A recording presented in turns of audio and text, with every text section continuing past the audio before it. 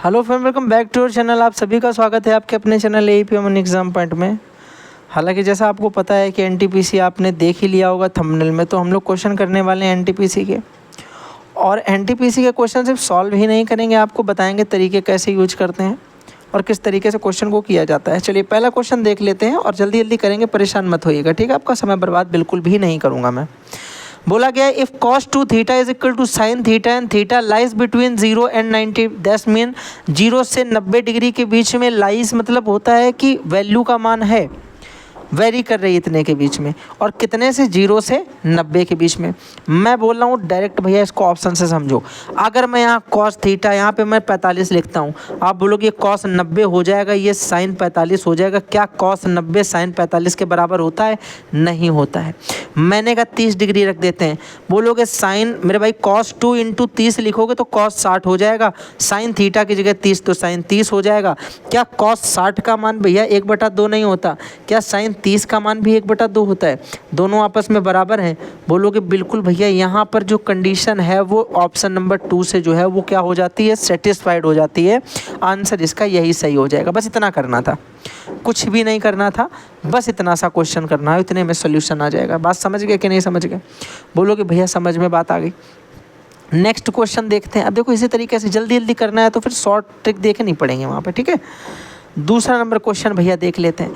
Question number आपको 2 दे रखा कि भाज्य प्राकृत संख्याओं के मध्य और पहली 8 मतलब फर्स्ट 8 दे रखी हैं, पहली 8। बोला difference between the mean of the first 8 composite natural numbers and the first mean of the first 8 prime natural numbers.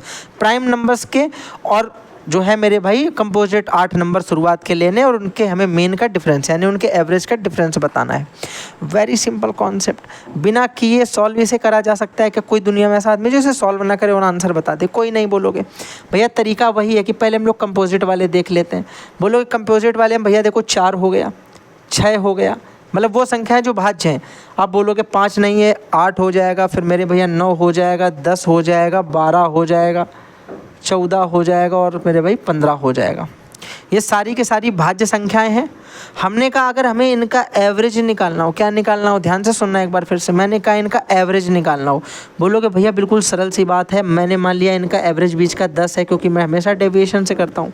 जैसे ही मैंने 10 माना, आप कंपेयरिंग कराओगे कि 10 से ये कितना कम, बोलोगे ये 6 कम है, ये 4 कम है, ये 2 कम है, ये 1 कम है, ये 0 कम ज़्यादा है, ये +2 है, ये +4 है और ये +5 है। 10 से देखो ये कितने कम जाता है, बस ये समझना। आप बोलोगे भैया सरल सी बात है, ये -6 हो गया, ये देखो +6 हो गया और ये -6 आपस में कट गया।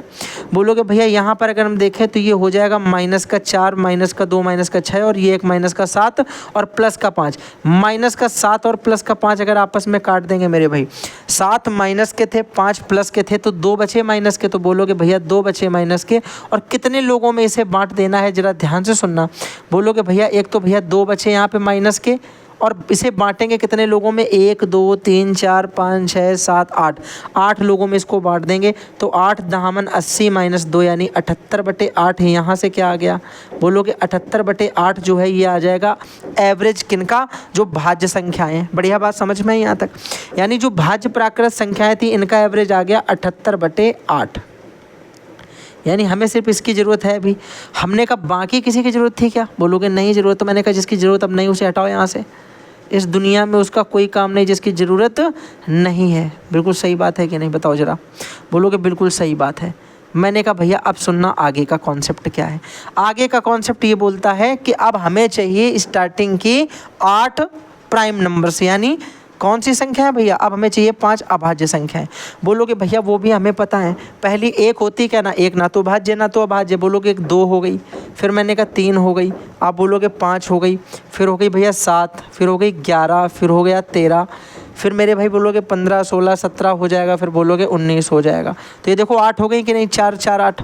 बोलोगे भैया इनका भी एवरेज निकालना है क्या? मैं बोलूँगा बिल्कुल सेम ही चीज़ें करनी है, कुछ अलग नहीं। इनका एवरेज निकालना, बीच का कोई एक नंबर बोल दो अपने मुँह से। बोलोगे भैया 11 ले लो यहाँ से। मैंने कहा यहाँ पे 11 ले लेते हैं। 11 से अगर हम कंपेयरिंग कराते हैं तो ध्यान से सुनना, 11 से 2 कितना कम? आप बोलोगे ये देखो 9 कम हो जाएगा। मैंने कहा ये पूछा जाए कितना कम? बोलोगे 8 कम हो जाएगा।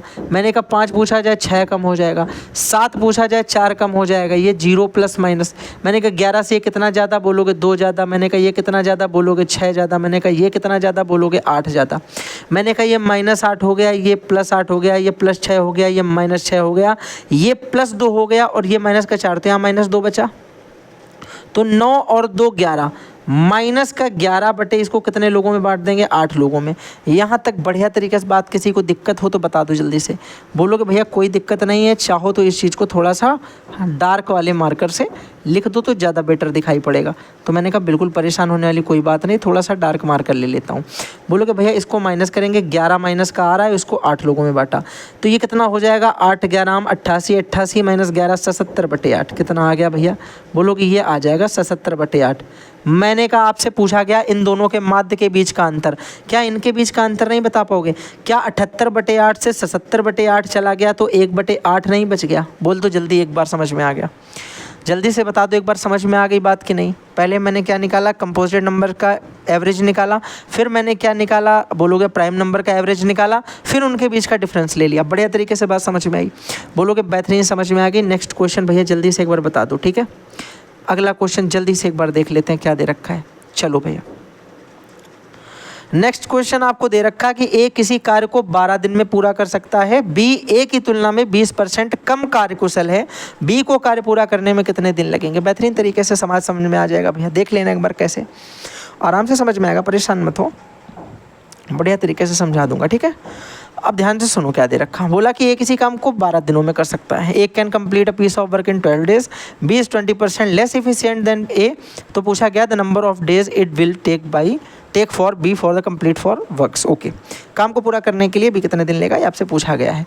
तो भैया यहाँ पे सिंपल सी बात है कि ए लिख दो, बी लिख दो, फिर मैंने कहा यहाँ पे 12 दिन में कौन काम पूरा करता है? ए। तो मैंने कहा ए जो है ये 12 दिन में काम पूरा करता है, ये बात एकदम समझ में आ गई। अब सुनना ध्यान से, आगे उसने क्या बोला, आगे उसने बोला कि बी जो है वो ए से 20% कम कार्यकुशल है। इसका मतलब है कि B is 20% less efficient than A. 20% कम कार्यकुशल होना, इसका मतलब क्या होगा कि बी जो है भैया ये अगर 4 यूनिट ही वर्क करता है, अगर ये 5 करता है, 20% कम काम करता है। आपने बोला बिल्कुल बढ़िया बात। हमने कहा अगर टोटल वर्क निकालना हो तो आप बोलोगे डेज इनटू इफिशिएंसी, यानी क्षमता गुणे दिन से टोटल वर्क निकल आएगा। आप बोलोगे टोटल वर्क अगर हम यहाँ से निकालना चाहें तो आप बोलोगे बी के द्वारा टोटल वर्क कितने दिन में किया जाएगा। आप बोलोगे पहले टोटल वर्क कितना है, एक दिन में 5 काम करता है और पूरा काम 12 दिन में करता है, तो टोटल काम कितना हो गया, बोलोगे 12 पंचे 60, टोटल काम 12 पंचे 60 और बटे करेगा कौन, ये बोलोगे भैया ये करना है बी को। बी कितना करता है एक दिन में 4, एक दिन में 4 करता, 60 कितने दिन में करेगा, बोलोगे 4 से काट देंगे, 15 चौके 60, 15 डेज इसका आंसर आ जाएगा। 15 डेज इसका आंसर आ जाएगा। ऑप्शन नंबर बी एकदम राइट हो जाएगा। बढ़िया तरीके बात समझ में आ गई कि नहीं आ गई? सारे एनटीपीसी के क्वेश्चन है भैया, एक भी क्वेश्चन मेरी तरफ से डाला हुआ नहीं है, ठीक है? सारे प्रीवियस ईयर के क्वेश्चन है, मैंने एक एक क्वेश्चन उठाया है। ये आपका सेट भी आपको देख लिया होगा आपने, थंबनेल में लिखा है कौन से सेट का है ये क्वेश्चन, ठीक है? तो आज हम लोग एक ही सेट करेंगे, एक दिन में एक करेंगे और आराम से हो जाएंगे, परेशान मत होइएगा। किसी क्वेश्चन में डाउट हो दोबारा से बताइएगा, मैं क्वेश्चन को वहाँ से अपना जो है देख लूँगा, ठीक है? ज़रा ध्यान से सुनना। देखो क्वेश्चन में किसी तरीके का साफ दिखाई पड़ रहा है कि नहीं दिखाई पड़ रहा? बोलोगे बढ़िया भैया दिखाई पड़ रहा है। क्वेश्चन बता दो आगे। क्वेश्चन दे रखा कि A B C is an equilateral triangle, P Q R the mid points of the side A B B C and A C respectively. दे रखा the length of the side of the triangle is 4 centimetre, the area of triangles P Q R is. देखो ये बहुत simple सा concept, आपको पता भी होगा मेरे हिसाब से, आप में से सबको ही ये बात पता होनी चाहिए कि अगर कोई ट्रायंगल हम बनाते हैं, याद होगा आपको, ये मैंने बता रखा है ऑलरेडी कॉन्सेप्ट। अगर कोई ट्रायंगल हम लोग बनाते हैं और उस ट्रायंगल का, देखो ये थोड़ा सा मुझसे क्या हो रहा है, कोशिश करेंगे कि बन जाए, नहीं बनेगा तो फिर और कुछ तरीका निकलने। देखो बन गया, ठीक है? बाकी मैं आपको इसी में समझा दूंगा, ध्यान से सुनना। उसने मुझसे बोला है कि एक ट्रायंगल है ए बी सी, तो बड़े वाले का नाम ए बी सी मान लेते हैं, और उसने बोला कि ए बी बी सी और ए सी के मिड पॉइंट्स जो हैं वो पी क्यू आर हैं। तो मैंने कहा ये पी दे रखा है ए बी का, और ये क्यू दे रखा है और ये आर दे रखा है। आपको बता रखा कि बड़े वाले ट्रायंगल की जो प्रत्येक साइड है बड़े वाले त्रिभुज की वो 4 सेंटीमीटर की है, 4 सेंटीमीटर है बड़े वाले की। आपसे पूछा गया कि छोटे वाले के एरिया बताओ, what is the area of this triangle, इस वाले त्रिभुज का एरिया बता दो। भैया बिल्कुल सिंपल सा कॉन्सेप्ट तुम्हें पता होना चाहिए कि अगर ये त्रिभुज जो है वो कैसा है, समबाहु त्रिभुज है। मैं कह रहा हूँ समबाहु ना भी होता, कोई भी त्रिभुज होता, यहाँ पे इस वाले के लिए हमने डायरेक्ट जब ये फिगर हमारी आंखों के सामने आता है मिड पॉइंट से बना, तो हमने क्या पढ़ रखा कि इसको 4 बराबर भागों में डिवाइड करता है। यानी एक ये होगा, एक पार्ट ये होगा, एक पार्ट ये होगा, तो एक पार्ट ये होगा। यानी हम बोल सकते हैं कि अगर हम पूरे के एरिया में 4 से डिवाइड कर देंगे तो हमें इस एक पार्ट का एरिया मिल जाएगा जो बीच वाला है, इस वाले पार्ट का एरिया। अगर पूरे के एरिया में हम क्या कर देंगे भैया, 4 से डिवाइड कर देंगे, यानी हमें पूरे का एरिया पता चल जाएगा, उसमें 4 से डिवाइड करते आंसर आ जाएगा। इतनी सी बात तो है। बोलो कि बिल्कुल सही बात है, पर ये इतनी सी बात भैया करनी ही पड़ेगी, क्योंकि और कोई तरीका तो है नहीं बिना कि इसको सॉल्व कर लेने का। तो बोलोगे फिर इतनी सी बात जल्दी से निपटा देते हैं। आप बोलोगे भैया क्या करना है, कुछ नहीं करना, ध्यान से सुनो। आप बोलोगे पहले हम पूरे का एरिया निकाल लें, पूरे का एरिया कितना हो जाएगा, बोलोगे फॉर्मूला होता है √3/4 इंटू a², यानी 4 इंटू 4। और फिर भैया आप इसको क्या कर दो, आधा कर दो, मतलब इसमें 4 से डिवाइड कर दो, क्योंकि पूरे के ट्रायंगल में 4 से डिवाइड करेंगे तो इस वाले पार्ट का एरिया निकल आएगा, तो इस पूरे में 4 से भाग दे दो। तो बोलो भैया एक 4 से ये 4 कट गया, एक 4 से ये 4 कट गया, आंसर जो आएगा वो कितना आ जाएगा, √3। तो that's one my answer is option number C. बस इतना सा कॉन्सेप्ट था। मैं आपको अगर ये चीज़ ना बताता, ध्यान से सुनो, अगर मैं आपको ये वाली चीज़ ना बताता, इस वाली चीज़ को, ये मैंने आपको कॉन्सेप्ट क्यों बताया, क्योंकि आपको नहीं अगर पता है तो याद रखो, ठीक है, याद रखना। लेकिन अगर मैं सिर्फ सॉल्यूशन करता तो कितनी सी ज़रूरत पड़ती है मुझे जगह की।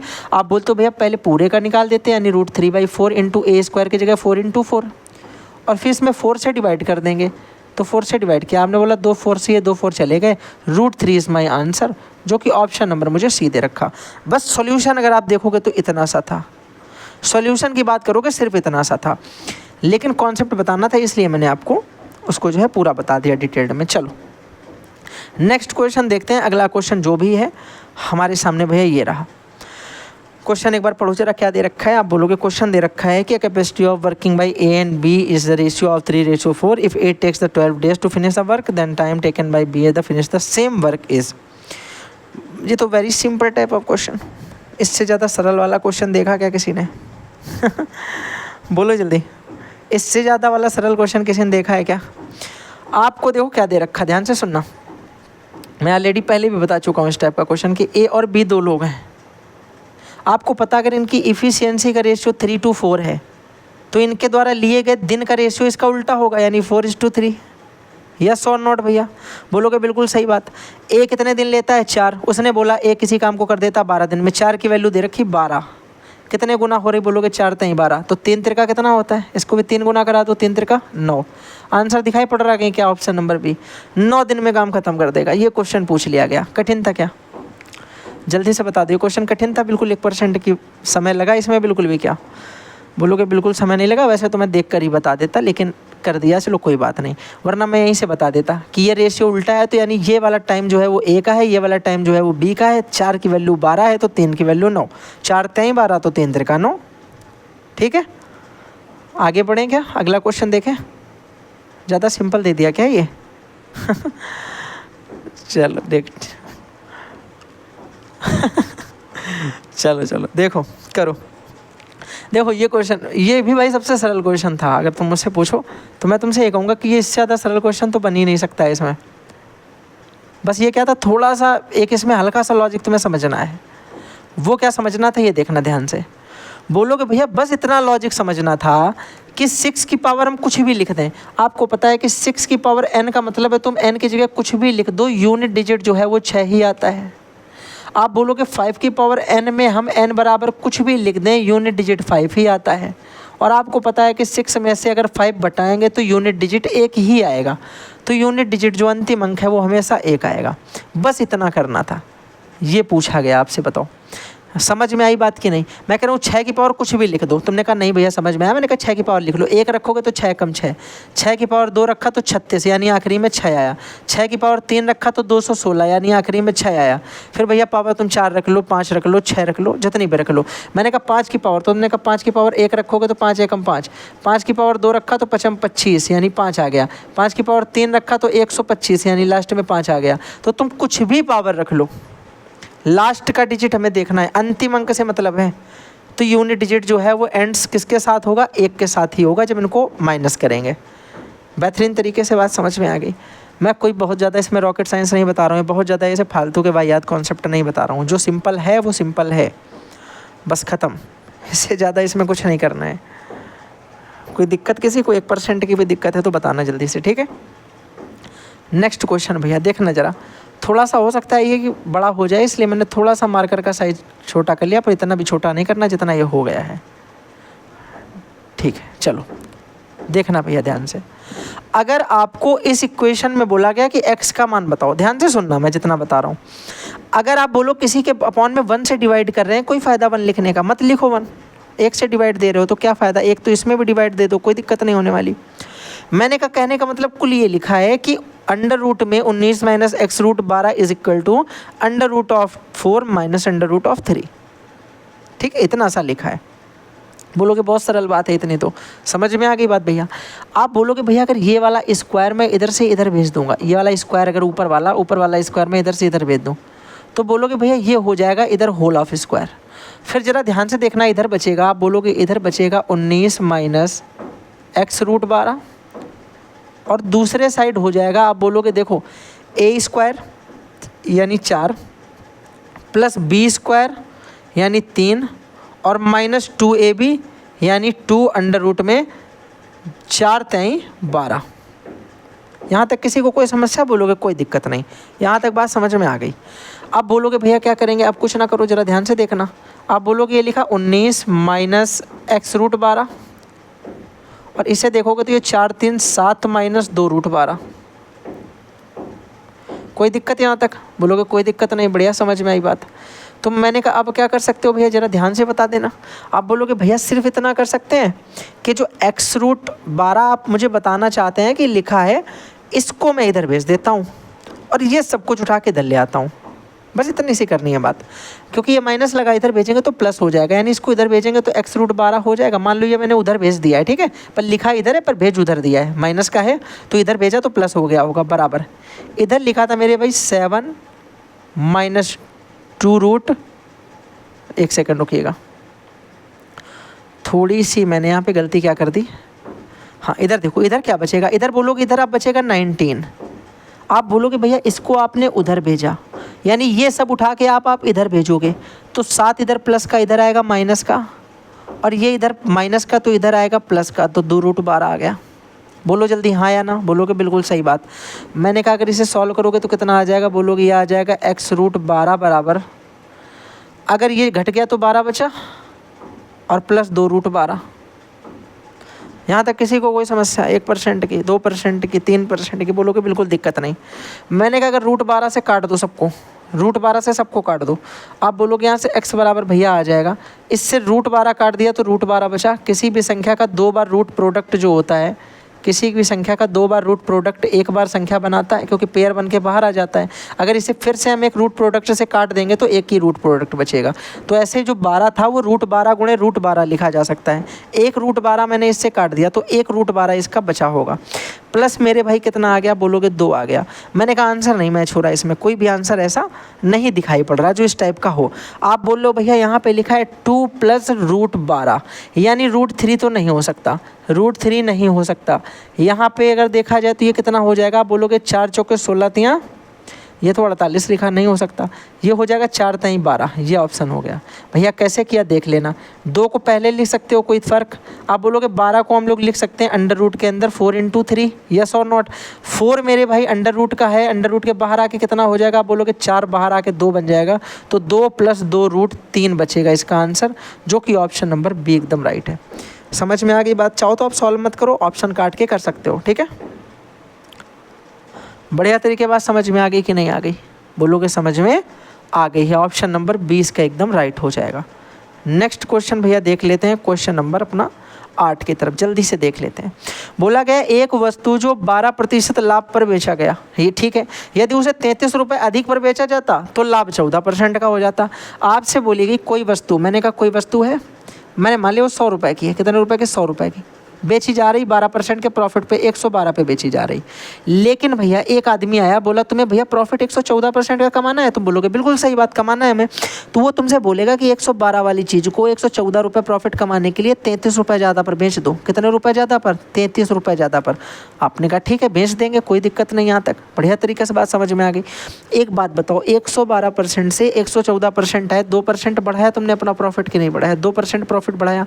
2% प्रॉफिट बढ़ने में कितना रुपया ऐड करना पड़ा आपको? 33 रुपया। 2% प्रॉफिट बढ़ाने के लिए 33 रुपये ऐड करना पड़ा। आपसे पूछा गया था क्रय मूल्य कितना, भैया जरा 100% की वैल्यू बता दो। 2 की वैल्यू 33 है तो 100 की वैल्यू कितनी होगी? बहुत ध्यान से सुनना, तरीका बता रहा हूँ। 2 को अगर मैं 100 बनाना चाहूँ, बोलोगे 2 से 100 बनाने के लिए 50 से गुणा करना पड़ता है। किससे? 50 से।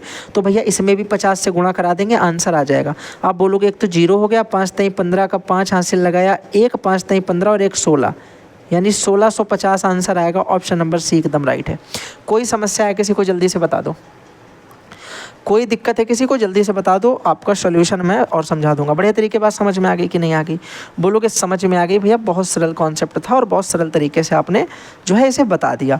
अगला क्वेश्चन देख लेते हैं। क्वेश्चन नंबर 9 क्या बोलता है? वह छोटी से छोटी संख्या ज्ञात कीजिए जिसे 4 अंकों की सबसे छोटी संख्या से घटाने पर प्राप्त जो है वो एक पूर्ण वर्ग हो जाए।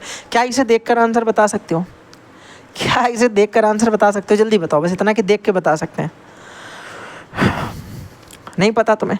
तुम बोलोगे 4 अंकों की, जैसे मैंने यहाँ पे देखा कि 4 अंकों की सबसे छोटी संख्या, मेरे दिमाग में एक ही चीज़ आ गई, 1000। इससे छोटी संख्या होती क्या 4 अंकों की? कोई बोलोगे नहीं होती है। मैंने कहा इससे जस्ट पहले कोई ऐसा बता दो अंक जो एक पूर्ण वर्ग होता है। आप बोलोगे भैया हमने पढ़ रखा 961, 961 पढ़ रखा है भैया। कोई समस्या किसी को? जल्दी बता दो यार। 31 का होता है कि नहीं? 31 का स्क्वायर होता है 961 की नहीं होता है? आप बोलोगे भैया 961 पढ़ रखा है इससे सबसे पहला। तो जरा बताओ 1000 को 961 लिख दिया जाए तो कितने कम करना पड़ेगा? बोलोगे भैया 39। इसका आंसर आ जाएगा। ये तो हो गया मेरा सॉल्यूशन कुछ ही सेकंड्स में। लेकिन भैया अगर बाय द वे कुछ ऐसा आ जाए जो मैं सोच ना सकूं, पूछ सकते हो कि बाय द वे कुछ ऐसा आ जाए जो मैं सोच ना सकूं, फिर क्या करूंगा? तो मैंने कहा फिर कुछ नहीं करना, फिर तो सॉल्व करना पड़ेगा। सॉल्व कैसे करना है वो भी बता देता हूँ। भैया देखो 1000 का हम लोग क्या करेंगे, यहाँ पे वर्गमूल ही निकाल लेंगे। ये आपने पढ़ा होगा क्लास 8th में, 1000 का वर्गमूल ही निकाल लेंगे। 2 का पेयर बना लेंगे और ये तरीका पता है ना आपको निकालने का। आप बोलोगे भैया यहाँ पर देखो 3 त्रिका 9 चला जाएगा, 3 त्रिका 9, एक ये बचा, 2 तारा ले लिया 0 का, ये हो गया 3 + 3, ये 6 हो गया। अब यहाँ पे 2 अगर लिख देते हैं तो ये हो जाएगा 124। एक लिखेंगे तो एक यहाँ लिखेंगे, एक यहाँ लिखेंगे, 61 एकम 61। 100 में से 61 चले गए, कितने बच गए? बोलोगे 39। तो इसका मतलब 39 वो संख्या है जो अगर ना होती तो ये एक पूर्ण वर्ग होता। ये संख्या है इसलिए एक पूर्ण वर्ग नहीं है, ये एक्स्ट्रा बच रही है। तब भी मेरा आंसर ऑप्शन नंबर डी ही आता। बात समझ में आ गई? तो ये हो गया सोल्यूशन और वो हो गया शॉर्ट आपका तरीका। ठीक है, नेक्स्ट वन जल्दी से देख लेते हैं। क्वेश्चन नंबर 10 देख लो एक बार। बहुत बड़ा प्रश्न है क्या ये भैया? 1 सेकंड रुकेगा, मैं इसे थोड़ा जो है औकात में लेकर आता हूँ। पहले कुछ ज़्यादा ही बड़ा हो गया है ये। इसका सॉल्यूशन भी बड़ा होगा क्या? क्यों भैया इसका सॉल्यूशन भी बड़ा होगा क्या? कोई बताएगा? बोलोगे हो सकता है, हमें क्या पता बड़ा है कि छोटा है सॉल्यूशन। लेकिन ये है कि कोशिश करेंगे एक बार देखने की कि छोटा बड़ा जो भी सोल्यूशन है अपना भगवान दया से हो जाए हम लोगों से। चलो जरा ध्यान से देखना क्या लिखा है। लिखा है in an election there were only 2 candidates, 2 candidate हैं, एक इलेक्शन में भाग ले रहे हैं। The winning candidate got 48% of the total votes. Total vote का 48% कैंडिडेट पाता जो जीत रहा है। देखो इसका मतलब ये है कि अगर टोटल मैंने 100 मान लिया, 100 में से 48 पारा जीतने वाला। वैसे देखो तो इलॉजिकल लग रहा है, 48 ये पारा तो दूसरा 52 पारा होगा, और अगर दूसरा वाला 52 पारा है तो फिर कैसे जीत रहा है ये वाला? ये भी तो है ना। लेकिन आप आगे पढ़ोगे तो पता चलेगा। लिखा है दिस कि हिज अपोनेंट, जो उसका विरोधी है, वो 6800 यानी 6800 वोट जो है, which was 34% of the total vote, जो टोटल वोट का 34% है वो पा रहा है। यानी जो इसका विरोधी वाला भाई है, जो इसका एक विरोधी आदमी है, वो टोटल का कितना पा रहा है? ध्यान से सुनो, वो टोटल का पा रहा है 34% ओनली, और ये टोटल का पा रहा है 48% ओनली। अच्छा एक बात बताना, बिल्कुल ध्यान से सुनना जो मैं बताना चाहता हूँ। अगर ये पा रहा है 48% और ये पा रहा है 34%, और उसने एक बात स्टार्टिंग में ही बोली कि केवल 2 कैंडिडेट हैं, मतलब तीसरा कोई है नहीं, बाकी वोट कहाँ जा रहे हैं फिर? बाकी वोट कहीं गायब हो रहे क्या? आप बोलोगे पढ़ेंगे आगे तो पता चलेगा कि कुछ वोट जो होंगे some of the votes were invalid, वो इनवैलिड हो गए। तो क्या यहाँ से इनवैलिड वोट नहीं निकाल पाओगे इनवैलिड वाले भैया? बोलोगे आराम से निकाल देंगे। हमें टोटल 100% वोट मेरे पास थे, कितने परसेंट? 100%। मैंने कहा 48 यहाँ आ गए, आपने बोला 34 यहाँ आ गया, 48 और 34 82 हो गया। 18 जो थे 18% इनवैलिड हो गए होंगे कि नहीं? इतनी बात समझ में आ गई कि नहीं? बढ़िया तरीके से बोलोगे, बढ़िया समझ में आ गई। आगे उसने बोला है कि कुछ मत अमान्य थे, विजयी उम्मीदवार को विनिंग मार्जिन जो है कितना है, कितने से जीत रहा है? आप बोलोगे भैया ये जीत रहा है जो है आपका 14% से। कितने से जीत रहा? 14% से। तो विनिंग मार्जिन 14% निकल आया और भैया जो है इनवैलिड वोट 18% निकल आए। क्या एक बार ऑप्शन देखकर आंसर बता सकते हो? आप बोलोगे भैया अगर हम इन दोनों का ही देख लें, इसमें नीचे डिवाइड जाएगा जो जो इसका आंसर होगा, 28 में चला जाएगा 14 से और इसमें चला जाएगा 18 से। ये आंसर हो सकता है। देखो ये सिर्फ तुक्का है, अभी मैं इसको सॉल्व करूंगा तब आगे बताऊंगा। मैंने कहा इसमें भी देखो जा सकता है, लेकिन उसने पहले क्या पूछा है? पहले पूछा है उसने विनिंग मार्जिन, यानी पहले 2800 आना चाहिए, फिर 3600 आना चाहिए। कोई समस्या? जल्दी से बताओ, कोई दिक्कत यहाँ पे? आपसे बोला गया है और अमान्य मतों का क्रमशः संख्या जो है वो क्या होगी। अब मैंने कहा एक काम करते हैं, पहले इसे सॉल्व कर लेते हैं, इस वाले को तो हटा देते हैं, ये हमने गलत टिक कर दिया। क्यों? क्योंकि पहले भैया उसने हमसे क्या पूछा है? पहले उसने हमसे पूछा था कि विजयी उम्मीदवार का विनिंग मार्जिन, नहीं सही है, पहले विनिंग मार्जिन पूछा ना, तो पहले 2800 फिर 3600।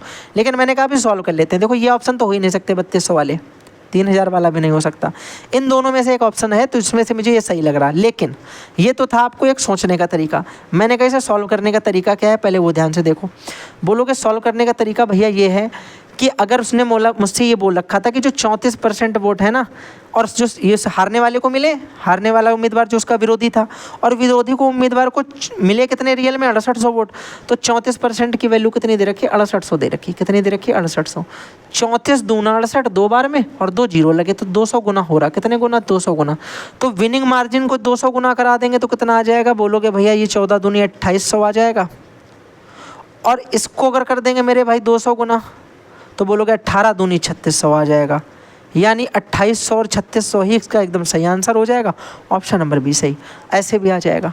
तो चाहो तो आप ऐसे कर लो, और चाहो तो भैया आप ऑप्शन देख सकते थे, आपको मतलब उससे फ़ायदा मिल जाएगा थोड़ा।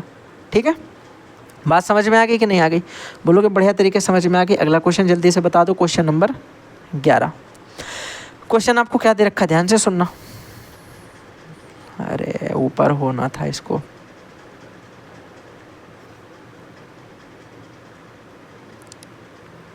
चलो जरा जल्दी से क्वेश्चन को भैया आंसर बता दो, कैसे करोगे देखें एक बार। लिखा गया है कि 2600 रुपये की धनराशि है, 2 भागों में इस प्रकार विभाजित की जाती है। उधार दे दिए गए। पहले वाले प्रतिभाग में जो 10% 5 वर्ष साधारण ब्याज के लिए, दूसरे भाग को 9% 6 वर्ष के लिए दे दिया जाता है। साधारण में 10% की दर से उधार दी गई राशि ज्ञात कीजिए। क्या बोलना चाहता है एक बार और पढ़ने, कम समझ में आया वैसे मुझे थोड़ा सा, तो एक बार देख लेते हैं। उसने आपसे बोला है कि ये मैंने धनराशि, इतने रुपए की धनराशि 2 भागों में उधार दे दी। ठीक है, बढ़िया बात थी। पहले भाग को उसने दिया है 10% 5 वर्ष के लिए, यानी 10% 5 वर्ष के लिए, यानी 50% बोल सकते हो ना। और दूसरे भाग को उसने दिया है 6 वर्ष के लिए 9%, तो 9 छक्का 54% यानी दे रखा है। तो आपसे बोला गया कि साधारण ब्याज पर 10% ब्याज पर दी गई धनराशि कितनी है। चलो ये हो जाएगा आराम से। देखो कैसे, आप मतलब मान लो कि मैंने 2 लोगों को दे रखी है, एक ए आदमी को दे रखी है, एक बी आदमी को दे रखी है। ध्यान से सुनना, एक वर्ड यहाँ पे ध्यान से पढ़ो। उसने बोला कि साधारण ब्याज जो है उनके बराबर हैं। कैसे हैं? बराबर। यानी पहले को उसने दिए 10% 5 वर्ष के लिए, तो पहले वर्ष 10%, दूसरे वर्ष 10%, तीसरे वर्ष 10%, इसी तरीके 5 वर्ष में 50%। तो यानी बोल रहा कि ए का जो 50% है, ए का जो 50% है वो एक्चुअल में मेरे भाई बराबर हो जाएगा किसके? आप बोलोगे वो बराबर हो जाएगा 9% ऑफ 6 ईयर के लिए जो बी को दे रखी है। यानी यहाँ पे 9 छक्का 54% जो उसने बी को दे रखी इसके बराबर हो जाएगा। तो बोलोगे अगर हम यहाँ से ए अपॉन बी निकाल लें, ध्यान से सुनना, ए अपॉन बी निकाल दें, तो बोलोगे यह आ जाएगा 54/50। बी को इधर उठा लाए, 50 को इधर ले गए, तो बी 1 54 आ गया, बी 50 आ गया। बोलोगे भैया काट दो, कर ही कट सकते हैं, तो बोलोगे बिल्कुल बढ़िया कट जाएंगे। ये 27 बार में 2 से, और ये मेरे भाई 25 बार में 2 से। कोई समस्या नहीं होगी यहाँ तक। बढ़िया बात समझ में यहाँ तक आ रही होगी, आ रही ना? बोलोगे बिल्कुल समझ में आ रही। मैंने कहा आपसे पूछा गया 10% पर उसने जो धनराशि दी, वो उधार दी गई राशि जो है वो कितनी है। 10% पर मैंने किसको दी थी? ए को। एक्चुअल में मैंने ए को कितनी धनराशि दे रखी? बोलोगे भैया ए को मैंने दे रखी 27 यूनिट। कितनी दे रखी? 27। हमें ए का हिस्सा बताना है। आप बोलोगे भैया टोटल रुपया जो है 2600 है, इस 2600 का मुझे 27 की वैल्यू बतानी है, और ये हमें कितने की वैल्यू दे रखी? ए और बी दोनों की। तो दोनों की वैल्यू कितनी है? आप बोलोगे ये हो गया 27, ये हो गया 25, दोनों को जोड़ा हो गया 52/52 कर दिया। बोलोगे भैया अगर इसे सॉल्व कर लो तो आंसर आ जाएगा। मैंने कहा बहुत सरल तरीका सॉल्व करने का, ध्यान से देखना। 26 एकम 26, ये 100 हो गया। 26 दूना 52, 2 बार में 2 से इसको काटा, 50 बार में कट गया। मैंने कहा 27 गुणे 50 कराना है।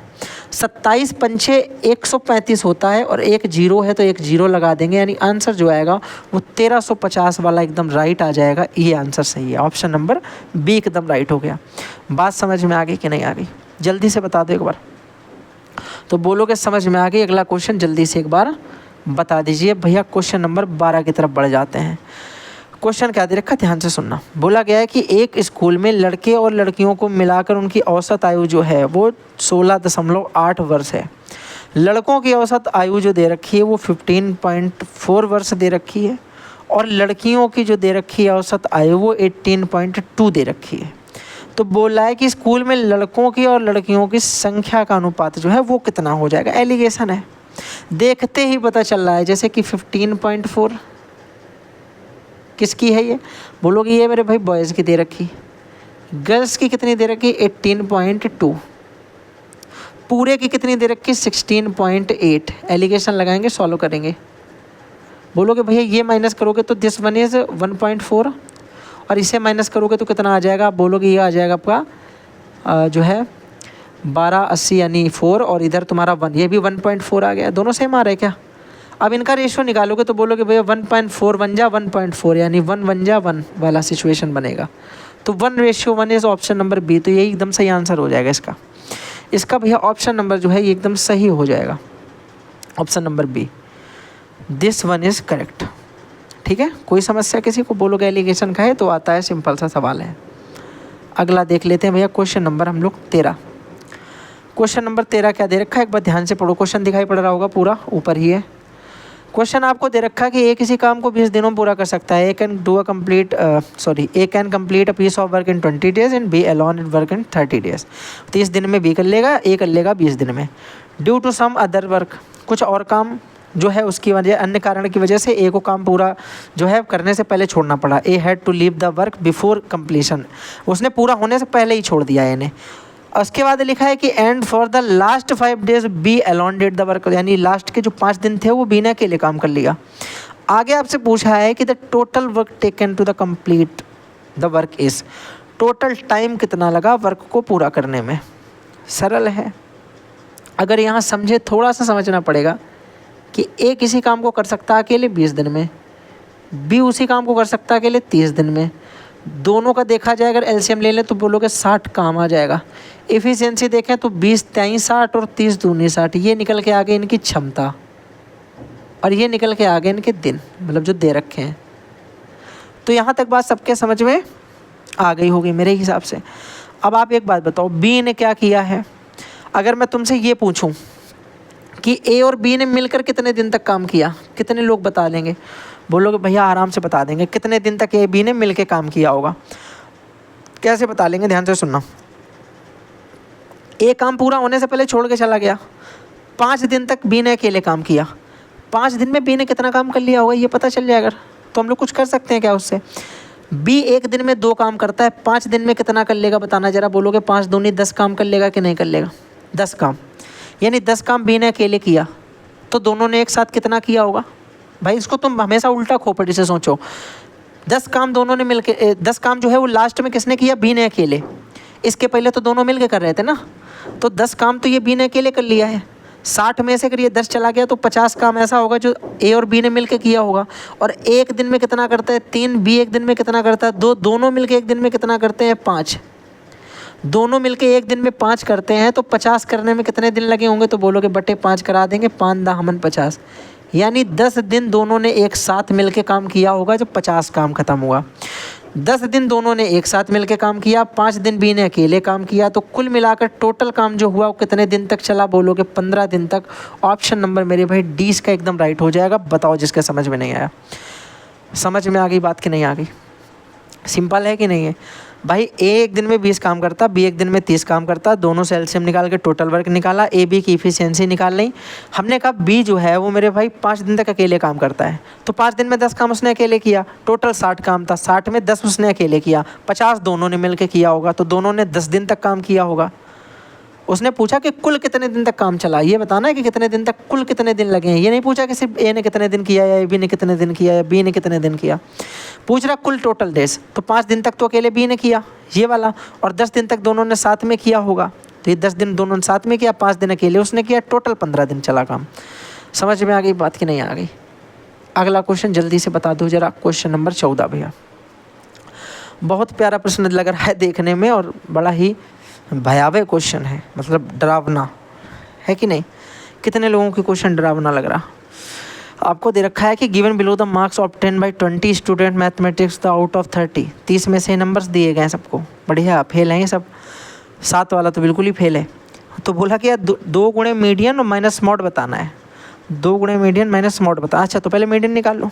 मीडियन निकालने का तरीका आपको पता ही होगा, ऑड और इवन नंबर्स के लिए पहले सबको आरोही क्रम में लिख लेते हैं, पता है ना सबको।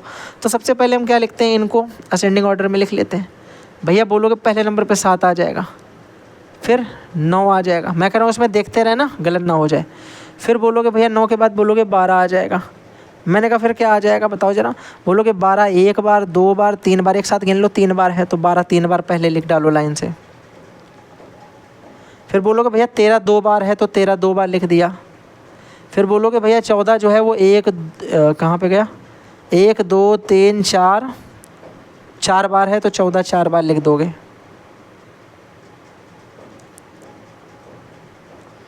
फिर बोलोगे भैया क्या आ रहा है 14 के बाद, 1 15 आ रहा है, 1 16 आ गया, और जो है ये आपका 1 17 आ गया, 1 18, 1 2 बार आ रहा है 18, ठीक है ये 2 बार, तो 2 18 आ गए, 1 19 है और 1 20 है, सॉरी 20 भी 2 है ना, 20 भी 2 है, एक ये 20 है और एक ये 20 है, 2 20 हैं, ठीक है। देखो कुछ छूटा तो नहीं, सारे हो गए कि नहीं हो गए?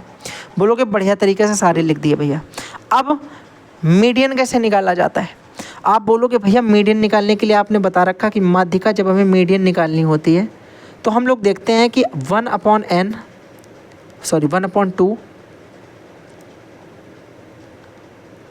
n/2 term. मैं आपको बता रहा हूँ कि यही डायरेक्ट मैं क्यों लगाने लगा, मैंने टर्म्स गिने क्यों नहीं, क्योंकि उसने स्टार्टिंग में ही बोल रखा कि 20 का मतलब ये है कि एक इवन नंबर है, और इवन संख्याओं के लिए, सम संख्याओं के लिए माध्यिका का फार्मूला क्या होता है, 1/2 n/2 टर्म्स और n/2 + 1 टर्म्स, 1 टर्म। यही तो पढ़ा है।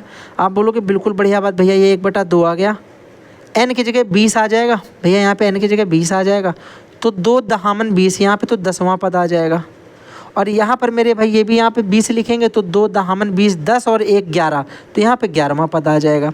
तो भैया यहाँ 10वां पद गिनो जरा, 1 2 3 4 5 6 7 8 9 10 14 प्लस 11वां पद क्या हो जाएगा? आप बोलोगे भैया देखो 10 ये था, 11वां ये, 11वां भी 14 आ रहा है तो 14, तो ये आ जाएगा 1/2 × 14 14 28, और ये कट के फिर से भैया 14 ही आ जाएगा।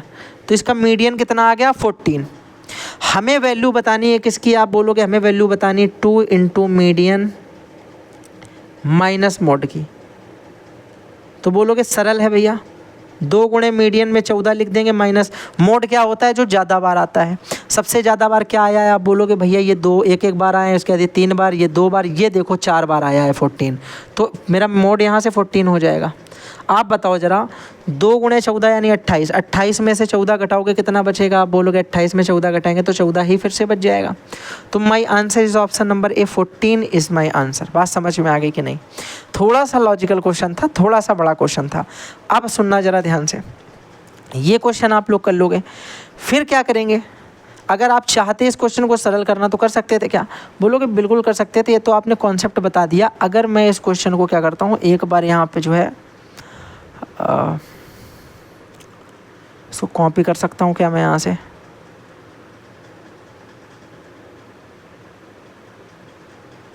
एक सेकंड रुकिएगा ज़रा सा, मैं देख लेता हूँ। अगर यहाँ पे कॉपी करने का मुझे कुछ मिलता है तो मैं इसको एक है डुप्लीकेट बना लेता हूँ, ठीक है? चलिए अब देखिएगा, ध्यान से समझिएगा क्वेश्चन को।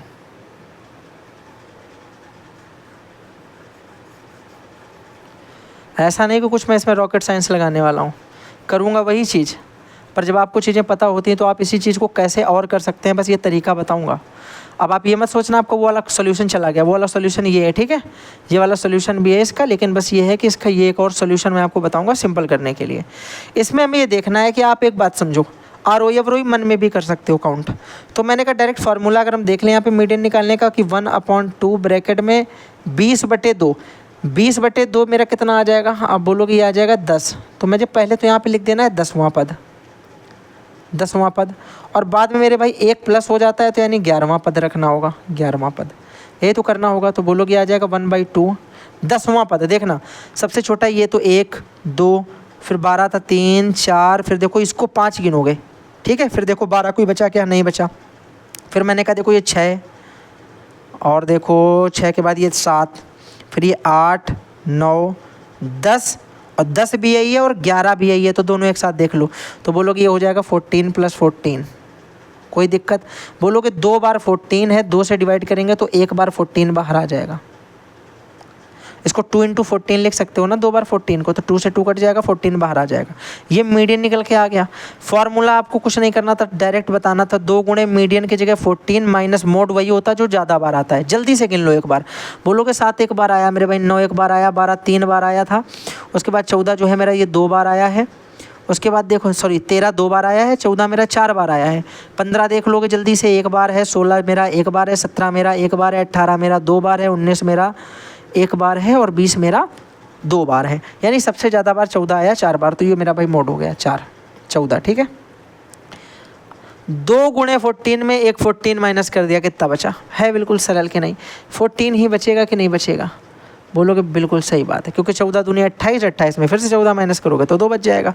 तो एक तो ये तरीका था, इतना छोटा सा सोल्यूशन ये वाला, और एक सोल्यूशन जो मैंने आपको पहले करवाया वो आपको तब करना है जब आपको कॉन्सेप्ट नहीं पता, 2-3 बार प्रैक्टिस कर लो, उसकी कॉन्सेप्ट क्लियर कर लो, उसके बाद ऐसे सॉल्व कर लो, ठीक है? अगला क्वेश्चन देख लेते हैं, क्वेश्चन नंबर 16। जल्दी से देख लो और बताओ कैसे होगा। आपको क्वेश्चन दे रखा है कि देखना ध्यान से, बोला गया है कि the numerator of a fraction is 2 less than the denominator. अंश जो है वो हर से 2 कम है, ठीक है? फिर आगे बोला है कि if the numerator is multiplied by 2 and the denominator is multiplied by 3 then the fraction becomes 2/9। अच्छा, तो बोला गया है आपसे कि द फ्रैक्शन इज, देखो एक तो इसको करने का तरीका अलग बात है, और एक होता है इसको डायरेक्ट देख करके समझने का तरीका। देखना मैं आपको जो बताना चाहता हूँ ध्यान से सुनना, जो वो बोल रहा है वो अप्लाई कर लो, ध्यान से समझना। जो वो बोल रहा है वो अप्लाई करके देख लेते हैं।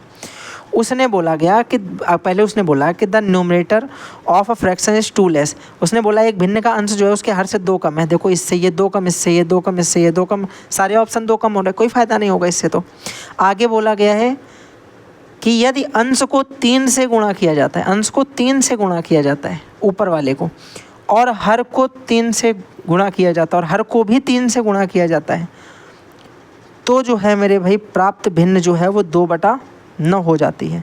अंश को 2 से गुणा किया जाता है और हर को 3 से गुणा किया जाता है। अंश को 2 से गुणा और हर को 3 से गुणा करने पर कौन सी भिन्न 2/9 हो जा रही होगी?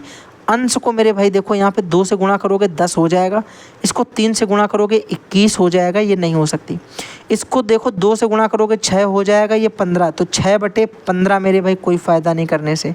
मैंने कहा इसे देखो तो ये 7/9 लिखा है, इसमें 2 से गुणा तो 14 आपका जो है 27 हो जाएगा, 14/27 काटोगे फिर ये आ जाएगा, कोई फ़ायदा नहीं।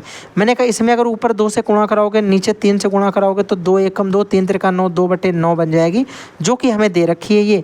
यही मेरा आंसर हो जाएगा एकदम राइट। ये तो था बिना सॉल्व किए करने का तरीका, बिना सॉल्व किए, मतलब पेंसिल की बहुत कम ज़रूरत है।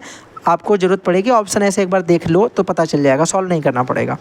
हाँ, अब यहाँ पर समझना एक बात कि अगर बाय द वे भैया हमें ऑप्शन से करना नहीं आता है, वैसे आता सबको है, ठीक है, लेकिन बाय द वे आपने बोला मैं ऑप्शन से नहीं कर पाता हूँ, मुझे आपने ये तो बता दिया कि वाला आंसर आएगा, लेकिन मैं ऑप्शन से नहीं कर पाऊँगा, सोल्यूशन बता दो कैसे किया जाएगा।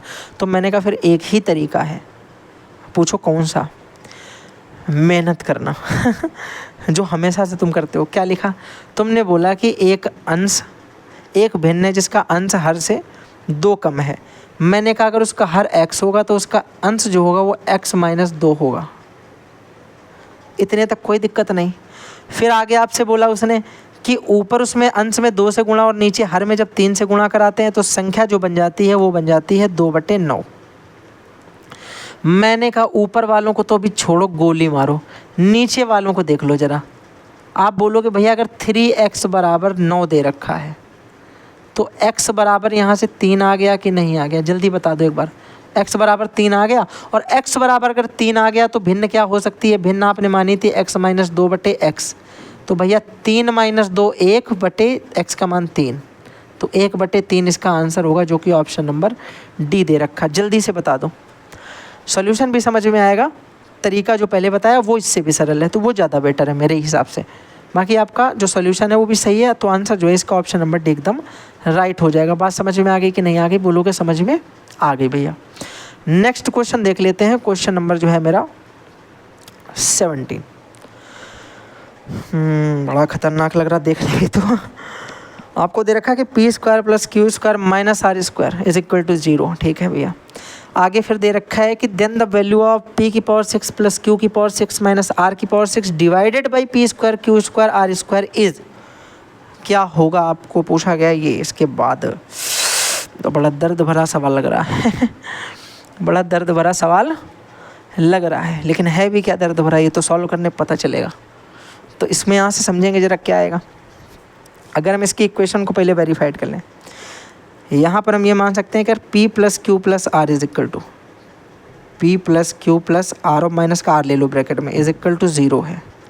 तो इसका मतलब हो सकता है कि p³ + q³ और प्लस r³ = -3 PQR के बराबर हो जाएगा, क्योंकि ये माइनस में दे रखा है। ठीक है, तो ये वाली एक तरीका आपका हो सकता है डायरेक्ट सॉल्व करने का।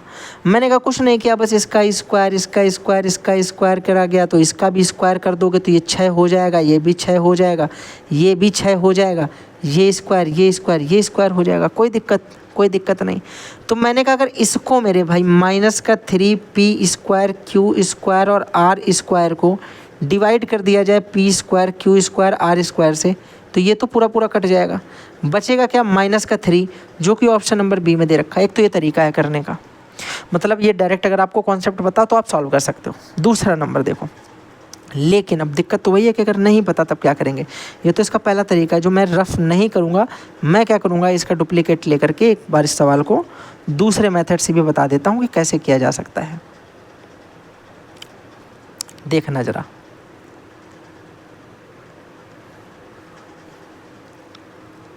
एक सवाल करने को एक से अधिक मेथड अगर आपको पता है तो कोई ना कोई तो याद रहता ही है आपको जो है सॉल्यूशन करने के लिए।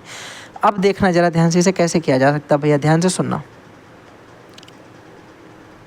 आप बोलोगे भाई इसे किया ऐसे जा सकता है कि अगर पहली वाली ही इक्वेशन को मैं ध्यान से देख लूँ, फर्स्ट वाली इक्वेशन को, तो आप बोलोगे भैया इस जगह से आप एक बात समझ सकते हो, वो ये समझ सकते हो कि अगर हम पहले वाले में p² + q² और इस -r² को अगर इधर भेज दें 0 के पास, तो ये +r² आ जाएगा इधर बराबर r²। ये आ जाएगा कि नहीं आ जाएगा? जल्दी से बता दो एक बार। बोलोगे बिल्कुल सही बात है, ये आ जाएगा भैया।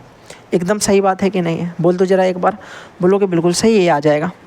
मैंने कहा आगे सुनना ज़रा ध्यान से, और क्या कर सकते हैं? आप बोलो और ये कर सकते हैं, इसको इक्वेशन 1 मान लेते हैं हम। इनमें अगर स्क्वायरिंग ऑन बोथ साइड करा दें, क्यूब ऑन बोथ साइड करा दें, दोनों साइड क्यूब करने पर, तो आप बोलोगे ये हो जाएगा p² + q² का क्यूब होल क्यूब, और r² का क्यूब करोगे तो इसका पावर 3 करोगे तो 6 हो जाएगी। इसको भैया सॉल्व कर लो ज़रा, खोल दो इसका फार्मूला, तो आप बोलोगे ये होता है a³ plus B cube plus 3ab और ब्रैकेट में ए प्लस बी। अब देखो यहाँ पे ए की जगह पी स्क्वायर दे रखा है तो क्यूब की जगह 6 हो गया, भैया स्क्वायर दे रखा था तो क्यूब की जगह 6 हो गया। फिर 3ab की जगह ए और बी की जगह देखो ऑलरेडी स्क्वायर में दे रखी है वैल्यू, और ये ए प्लस बी की जगह भी स्क्वायर में दे रखी है, बराबर इनके क्या है r की पावर 6। कोई समस्या यहाँ तक किसी को भी 1%, 2%, 5% जल्दी से बता दो। बोलोगे कोई दिक्कत नहीं भैया, भैया बात समझ में मुझे आ रही है यहाँ तक, जल्दी से बता दो एक बार, कोई दिक्कत है? बोलोगे कोई दिक्कत नहीं। मैंने कहा अगर इस पूरी वैल्यू को उठा करके दूसरे साइड ले आता हूँ तो आप बोलोगे ये आ जाएगा p की पावर 6 प्लस q की पावर 6, और इस r की पावर 6 को इधर उठा लाएंगे तो हो जाएगा माइनस r की पावर 6, और बराबर इस पूरे को उधर उठा के ले जाएंगे तो माइनस का 3 p square q square bracket में p square plus q square, ये बंद किया। कोई समस्या यहाँ तक? बोलोगे कोई समस्या नहीं, बढ़िया तरीके से यहाँ तक बात समझ में आ गई भैया। लेकिन जैसे ही आपकी नज़र इस वाले टर्म पे जाएगी आपको पता चल जाएगा कि p square plus q square is equal to कुछ नहीं आर स्क्वायर था। कहाँ पे? इक्वेशन नंबर 1 में देखो जरा, p square plus q square का मान आर स्क्वायर के बराबर है, so that p square plus q square is equal to r square हो जाएगा। तो ये पूरी वैल्यू अगर ध्यान से देखोगे तो हो जाएगा -3 p square q square r square. और तुम्हें पता है ये किसके बराबर है? इसके बराबर, यानी इसको हम ये लिख सकते हैं, इस वाली चीज़ को ये लिख सकते हैं। ध्यान से सुनना, तो हमें डिवाइड किस में कराना था? p की पावर 6 प्लस q की पावर 6 माइनस r की पावर 6 में इससे डिवाइड कराना था। तो भैया इस पूरे में हमें डिवाइड कराना था किससे? P square q square r square से। तो आपने बोला भैया चाहे ये लिख दो और चाहे इसकी जगह मेरे भाई क्या लिख सकते हो? ये लिख सकते हैं। तो चाहे इसमें डिवाइड दे दो चाहे इसमें डिवाइड दे दो, बात तो एक ही है, p square q square r square. आप बोलोगे ये पूरा कट गया, आंसर आ गया -3। जल्दी से बता दो, कोई समस्या? ऑप्शन नहीं चेंज होगा, आंसर नहीं चेंज होगा, तरीका केवल बदला है, कॉन्सेप्ट सेम है। बात समझ में आ गई कि नहीं आ गई? जल्दी से एक बार बता दो। आप बोलोगे भैया आ गई, अगला क्वेश्चन जल्दी से करवा देते हैं। देखो ये क्वेश्चन दे रखा है, ये तो सिंपल क्वेश्चन है, आराम से हो जाएगा, देखते ही कर लेना चाहिए आपको। देखते ही हो रहा है कि नहीं हो रहा? जल्दी बताओ। देखते ही हो रहा है कि नहीं हो रहा? नहीं हो पा रहा है, चलो कोई बात नहीं, देखो बिना देखे करेंगे फिर तो।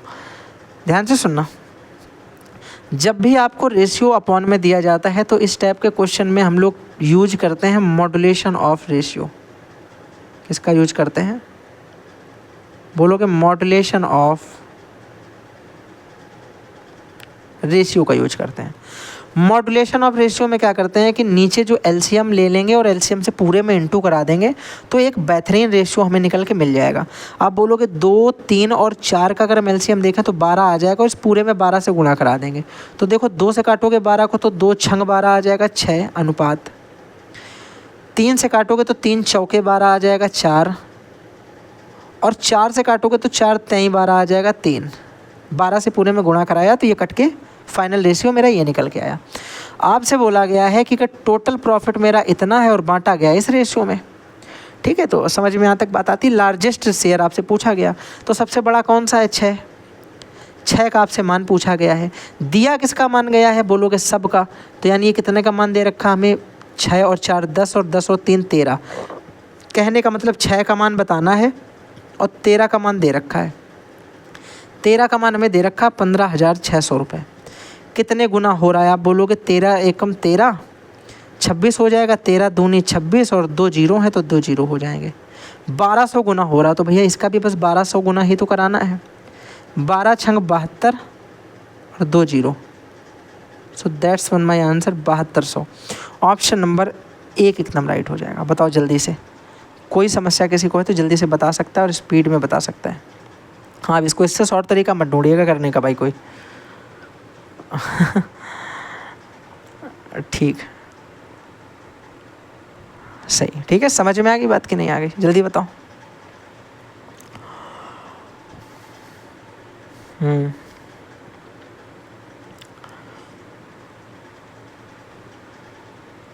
ठीक, चलो, और समझ में आ गया सबको बढ़िया तरीके से।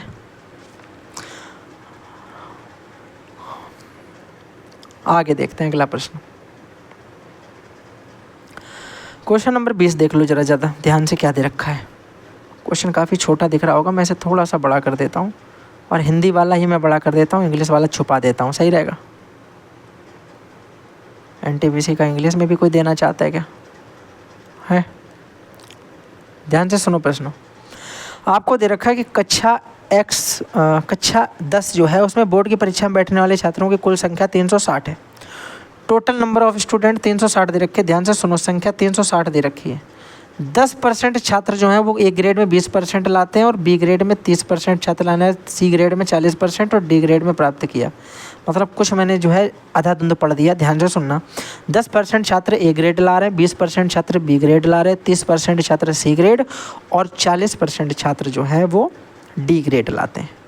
आपसे पूछा गया है कि ग्रेड ए और बी प्राप्त करने वाले छात्रों की कुल संख्या कितनी। भैया बहुत ही ज़्यादा सरल प्रश्न है ये तो, ज़रा ध्यान से बताओ। ए और बी वाले पूछे गए, ए और बी वाले।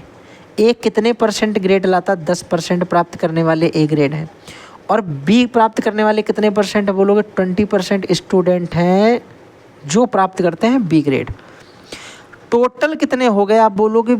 ये हो गया 10 और 20, टोटल हो गया मेरा 30% लोग जो हैं वो ए और बी ग्रेड लाते हैं मिलके। 30% लोग, 30% लोग टोटल स्टूडेंट कितने दे रखे? 360। 360 का 30% बताना था, बस कुछ नहीं करना था। बटे 100 कर दोगे, इधर ना करो बटे 100, सॉरी मैंने जल्दबाजी में थोड़ा सा गलती कर दी। परसेंटेज लगा है, परसेंटेज हटाएंगे यहाँ से परसेंटेज हटा के बटे 100 करा देंगे। यानी कहने का इसका 360 का 30% निकालना है तो 30/100 करा देंगे, ठीक है। 2 जीरो से 2 जीरो कट गए। आप बोलोगे भैया अब इसको कैसे सॉल्व करें, 36 का पहाड़ा तो हमें आता नहीं है।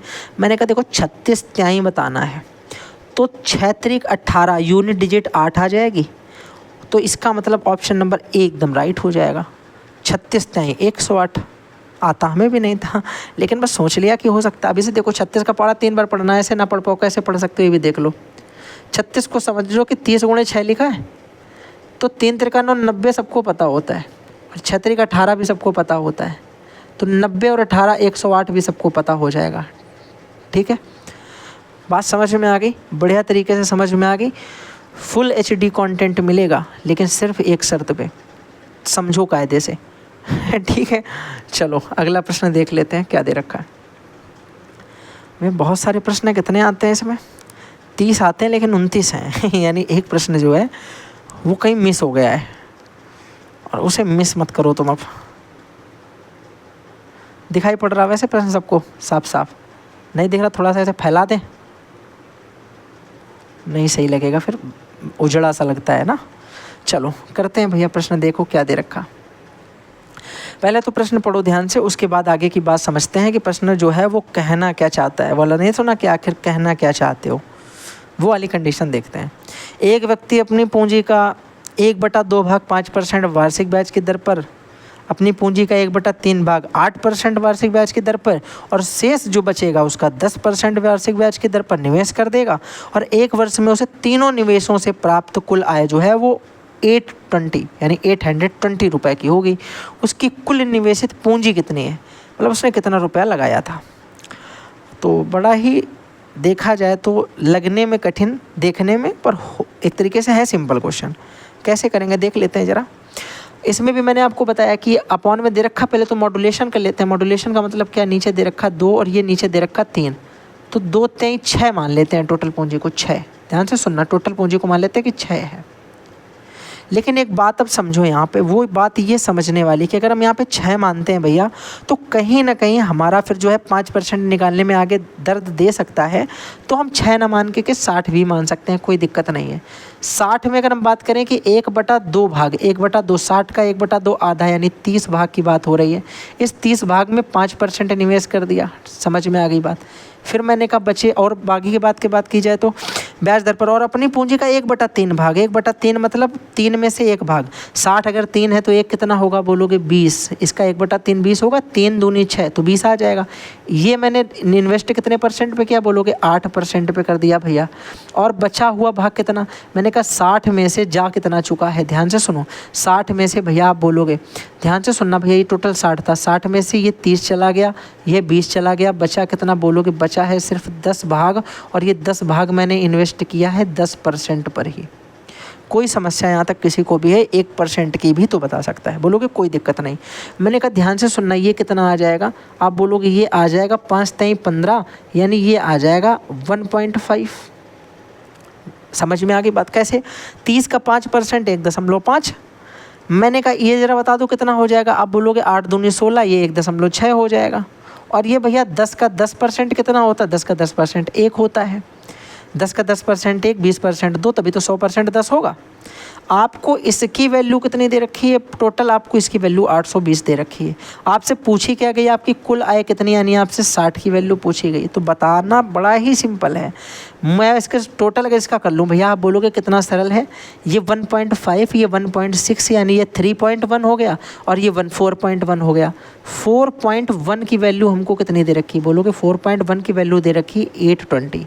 भैया ध्यान से सुनना, अगर मैं यहाँ से पॉइंट हटा दूँ, यहाँ पे एक 0 बढ़ा दूँ, तो आप बोलोगे ये देखो 41 दूना 82, 2 बार में 82 आ जाता है, और 2 0 यानी 200 गुना लिखा है। तो भैया ज़रा बताओ कि 600 यानी 60 का भी 200 गुना करा देंगे कि नहीं? आंसर 60 का भी 200 गुना, 12 6 दूनी 12 हो गया, और 1 2 3 0 हो गए, तो 3 0 लगा दिए। तो इसका आंसर जो आएगा वो 12,000 आ जाएगा। Option number C. ज़रा बता दो आ गया समझ में कि नहीं मेरे भाई? जल्दी से बता दो सर, समझ में आ गया कि नहीं? जल्दी से बता दीजिए। समझ में आया बढ़िया तरीके से? बढ़िया कंटेंट समझ में आ रहा? अच्छे क्वेश्चंस हैं, बढ़िया क्वालिटी क्वेश्चन आते हैं, और कोई भी नया क्वेश्चन नहीं है। सारे के सारे एग्ज़ाम में आए हुए एग्ज़ाम ओरिएंटेड क्वेश्चन और बेस्ड क्वेश्चन हैं। ठीक है, अगला क्वेश्चन जल्दी से देख लेते हैं क्या पूछा गया है, और जल्दी से क्वेश्चन नंबर 22 कर देते हैं। चलो भाई कर दो ज़रा इसे जल्दी से, देखें कैसे कर पाते हो। कितने लोग हैं जो इसे करके जल्दी से मुझे बता देंगे कि भैया इसका आंसर तो ये आएगा? जल्दी से बताओ। पहले तो क्वेश्चन देखो क्या दे रखा है। आपसे बोला गया है कि ABCD जो है एक पैरेललोग्राम है। ABCD ऐसा पैरेललोग्राम। ओके रुक जाना ज़रा, देख लेता हूँ फिगर में। अगर हम लोगों के पैरेललोग्राम होता है तो बेटर है, अगर नहीं होता है तो फिर नहीं होता, तो फिर नहीं ही होगा। ठीक है ना? अगर नहीं होता तो फिर नहीं ही होता भैया। कुछ जुगाड़ है नहीं उसको सॉल्व करने की। मुझे ऐसा क्यों लग रहा है कि इसकी, अच्छा ये लाइट डार्क लाइट करने के लिए, यार ये मोटा ज़्यादा नहीं लग रहा क्या? नहीं ये क्या हो रहा है? चलो ठीक है, अच्छा वैसे सही लग रहा है। ठीक है, आगे समझना जरा। ये उसने बोला एक पैरेललोग्राम हमने बना लिया। अब आगे का कॉन्सेप्ट समझना। उसने बोला कि ये ABCD है, मैंने इसका नाम दे दिया कि this one is A, this one is B and that one is C and D। कोई प्रॉब्लम नहीं यहाँ तक किसी को भी, मुझे भी नहीं है। आगे उसने बोला है कि BC को E तक इस प्रकार बढ़ाया जा रहा। BC को E तक बढ़ाया गया, मैंने इसको E तक ऐसे ऐसे बढ़ा दो, ऐसे ऐसे करके। मैंने कहा इसको E तक इस प्रकार बढ़ाया जाता है, ये बढ़ा दिया मैंने E तक। E तक इस प्रकार बढ़ाया जाता है कि जो BC है, जो BC है वो CE के बराबर है, यानी ये दोनों आपस में बराबर हैं। ये दोनों आपस में बराबर दे रखी हैं। यहाँ तक भी बात समझ में आ गई होगी, तुम्हें भी मुझे भी आ गई। आगे उसने बोला है कि AE जो है वो CD को बिंदु P पर प्रतिच्छेदित करती है। AE यानी A से E को मिलाना पड़ेगा। भैया ये बड़ा कठिन काम मुझसे करवा रहे हैं ये लोग। ये बनाया, बोला कि ये जो DC को काटती है, ये काट रही है जहाँ पे इसका नाम है बिंदु P, तो मैंने कहा इसका नाम ले लेते हो बिंदु P। भैया कोई समस्या यहाँ तक नहीं है?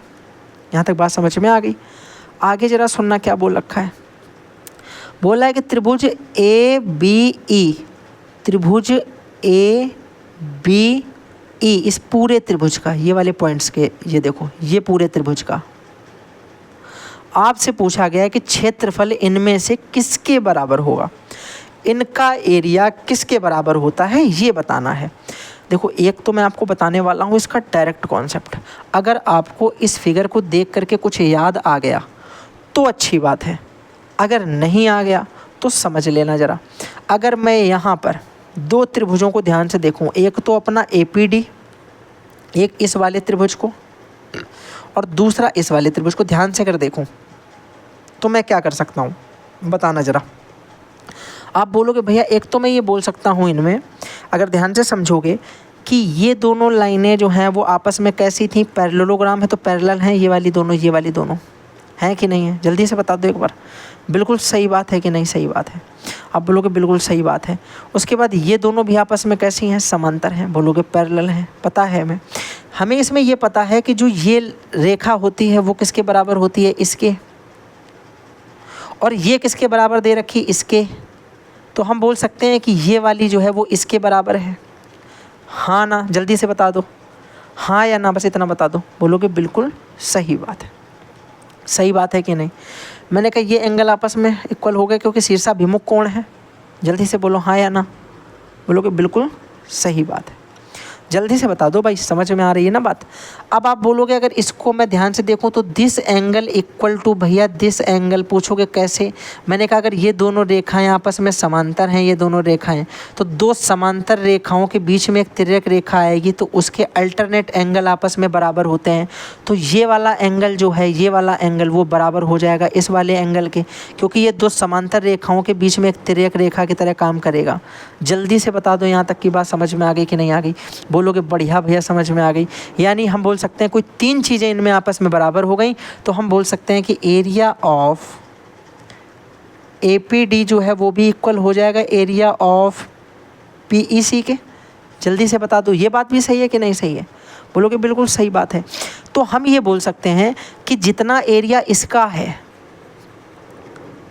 उतना ही मेरे भाई एरिया जो है वो इसका है। जल्दी बताओ, जितना एरिया इसका है उतना ही एरिया इसका है, हाँ या ना? बोलोगे बिल्कुल सही बात है। तो अगर मैं इस वाले में इसका एरिया जोड़ूंगा तो त्रिभुज निकल के आएगा ये वाला ABE, और अगर मैं इस वाले में इसका एरिया जोड़ूंगा तो चतुर्भुज निकल के आ जाएगा ABCD। यानी मैं बोल सकता हूँ कि जो ट्रायंगल ABE का एरिया है, जो ट्रायंगल ABE का एरिया है वो बराबर हो जाएगा पैरेललोग्राम ABCD के एरिया के। यही मुझे मेरे भाई दिखाना था, इसमें यही ऑप्शन में है, जो ऑप्शन मैंने इसमें नहीं लिख पाया हूँ। ये आपको बताना होगा इसमें कि इसका जो एरिया है वो किसके बराबर है। तो आप लिखोगे इसका एरिया बराबर है पूरे के पूरे पैरेललोग्राम ABCD के, ABCD समांतर चतुर्भुज के। कोई समस्या इसमें? जल्दी से बताओ अगर है तो। कोई भी समस्या? इन दोनों को मैंने आपस में क्या कर लिया, सारी चीज़ें में तीन चीज़ें इक्वल दिखा के कॉन्ग्रेंट कर लिया, सिमिलर लगा लिया, ठीक है। उसके बाद इनका एरिया भी क्या हो जाएगा, आपस में बराबर हो जाएगा। जल्दी से बताओ कोई समस्या? बोलोगे कोई समस्या नहीं। अगले क्वेश्चन की तरफ जल्दी से बढ़ जाइए। नेक्स्ट क्वेश्चन देखो, बड़ा ही क्वेश्चन जो है बड़े अच्छे तरीके के तुमको यहाँ पे दिखाई पड़ेंगे और हैं भी अच्छे। इनको करने का तरीका क्या है देखना ज़रा ध्यान से। इसे करने के लिए मैं क्या करूँगा, पेन पेंसिल कॉपी जो भी है सब इसको बंद कर लो थोड़ी देर के लिए। बस इसको सोचो, अपने दिमाग में सोचो कि भैया सिंपल सी बात है, इसको उठाकर तुम इधर ले जाओगे, ये यहाँ से गायब हो जाएगा, माइनस का √2 यहाँ पे आ जाएगा। फिर मैंने कहा यहाँ से अंडर रूट हटेगा, यहाँ पे स्क्वायर हो जाएगा। तो A² + B² करने पे 3 और 2 5 बनेगा। तो ये तो हो ही नहीं सकता, ये माइनस का हो सकता है? क्यों नहीं हो सकता है भाई? हो सकता है। ये माइनस लगा है, ठीक है, और A² + B² जो है प्लस का 5 बनेगा, तो ये माइनस का 5 बना, इसलिए ये -5 नहीं हो सकता। ये भी -5 है, नहीं हो सकता। ये +5 है और ये +5 है। यहाँ तक बात समझ में आ गई। आगे भैया आपने पढ़ा A - B, माइनस लगा ना बीच में, तो इसमें जो आंसर आएगा वो -2AB की फॉर्म में आएगा, -2AB की। तो AB वाली जो फॉर्म है वो माइनस की होनी चाहिए। तो ये +2AB वाली फॉर्म कहाँ से आ गई भैया? यानी सिर्फ और सिर्फ एक ही आंसर है जो हो सकता है। जल्दी बताओ कोई दिक्कत? किसी भी तरीके की कोई दिक्कत नहीं? समझ में आया? मैं करवाऊंगा, लेकिन समझने की कोशिश किया करो। देखो ज़रा, अगर आप √x = यहाँ पे देखोगे तो √3 - √2 आएगा। इधर से स्क्वायर हटाओगे, इधर स्क्वायर लगा दोगे भैया, अंडर रूट हटा करके स्क्वायर, तो ये भैया आ जाएगा A² √3 का स्क्वायर प्लस B² √2 का स्क्वायर और प्लस माइनस का 2AB, तो 2 × √3 × √2 यानी √6। ठीक है, बताओ इसका स्क्वायर कितना होता? 3 प्लस इसका स्क्वायर कितना होता? 2 और ये -2 √6, तो 3 और 2 5 -2 √6। एक ही आंसर है ऑप्शन नंबर ए। बढ़िया बात समझ में आ गई? आ गई कि नहीं आ गई? बोलोगे बिल्कुल आ गई है। आएगी क्यों नहीं जब इतना आराम से समझाया है तो, है कि नहीं? अगला क्वेश्चन नंबर 24, जल्दी से बताओ कैसे होगा। क्वेश्चन नंबर 24 कैसे सॉल्व होगा जल्दी से बता दीजिएगा भैया जी, जल्दी से सॉल्व ही कर दीजिएगा, बताइएगा मत, सॉल्व ही कर दीजिए इसको। बोलोगे भैया सॉल्व तो मुझसे कोशिश कर सकते हैं, बाकी होगा नहीं होगा मुझे नहीं पता। सॉल्व करने की मैं सिर्फ क्या कर सकता हूँ, कोशिश कर सकता हूँ। मैंने कहा कोशिश ही करो तुम बोलोगे भैया अगर यहाँ से एक इक्वेशन हम निकाल लें a बराबर, तो a बराबर कितना आ जाएगा, बोलोगे a बराबर आ जाएगा x, और ये साइन थीटा जब इधर से इधर आएगा तो आपको पता है ये अपॉन में आके साइन थीटा ऊपर चला जाएगा तो हो जाएगा कॉसेक टी, यानी a बराबर x कॉसेक टी आ जाएगा, हाँ या ना। मैंने कहा इसको देखना ध्यान से, इस वाले को।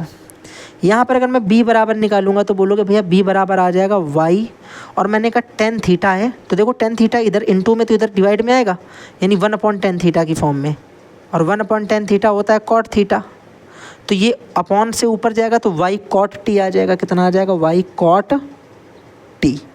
कोई समस्या? तो ये आ गया मेरा a और ये आ गया मेरा b। कुछ ना करो, इसमें वैल्यू रख दो उठा के, मुँह उठा के वैल्यू रखो, मुँह उठा के आंसर आ जाएगा। a स्क्वायर की जगह इसका स्क्वायर भैया कितना हो जाएगा, बोलोगे इसका स्क्वायर हो जाएगा x स्क्वायर और कॉसेक स्क्वायर टी, अपॉन में मेरे भाई कितना दे रखा है x स्क्वायर, तो अपॉन में x स्क्वायर लिख दिया, माइनस ऊपर देखो b स्क्वायर की जगह किसका स्क्वायर कर दोगे, b स्क्वायर की जगह इसका स्क्वायर रख दोगे तो ये हो जाएगा b स्क्वायर की जगह y square cot square t, और अपॉन में भैया वाई स्क्वायर दे रखा तो वाई स्क्वायर लिख दिया। बोलोगे एक्स स्क्वायर से एक्स स्क्वायर चला गया, वाई स्क्वायर से वाई स्क्वायर चला गया, बचा कितना, आप बोलोगे बचा है cosec square T minus cot square t. और अगर आपको पता होगा तो ये हमारी पाइथागोरियन आइडेंटिटी होती है कि cosec square T minus cot square T, यानी cosec square theta minus cot square theta कितना होता है, 1 होता है। तो एक इसका आंसर आ जाएगा, ऑप्शन नंबर ए एकदम राइट है। जल्दी बताओ, समझ में आ गई बात कि नहीं, जल्दी से बता दो।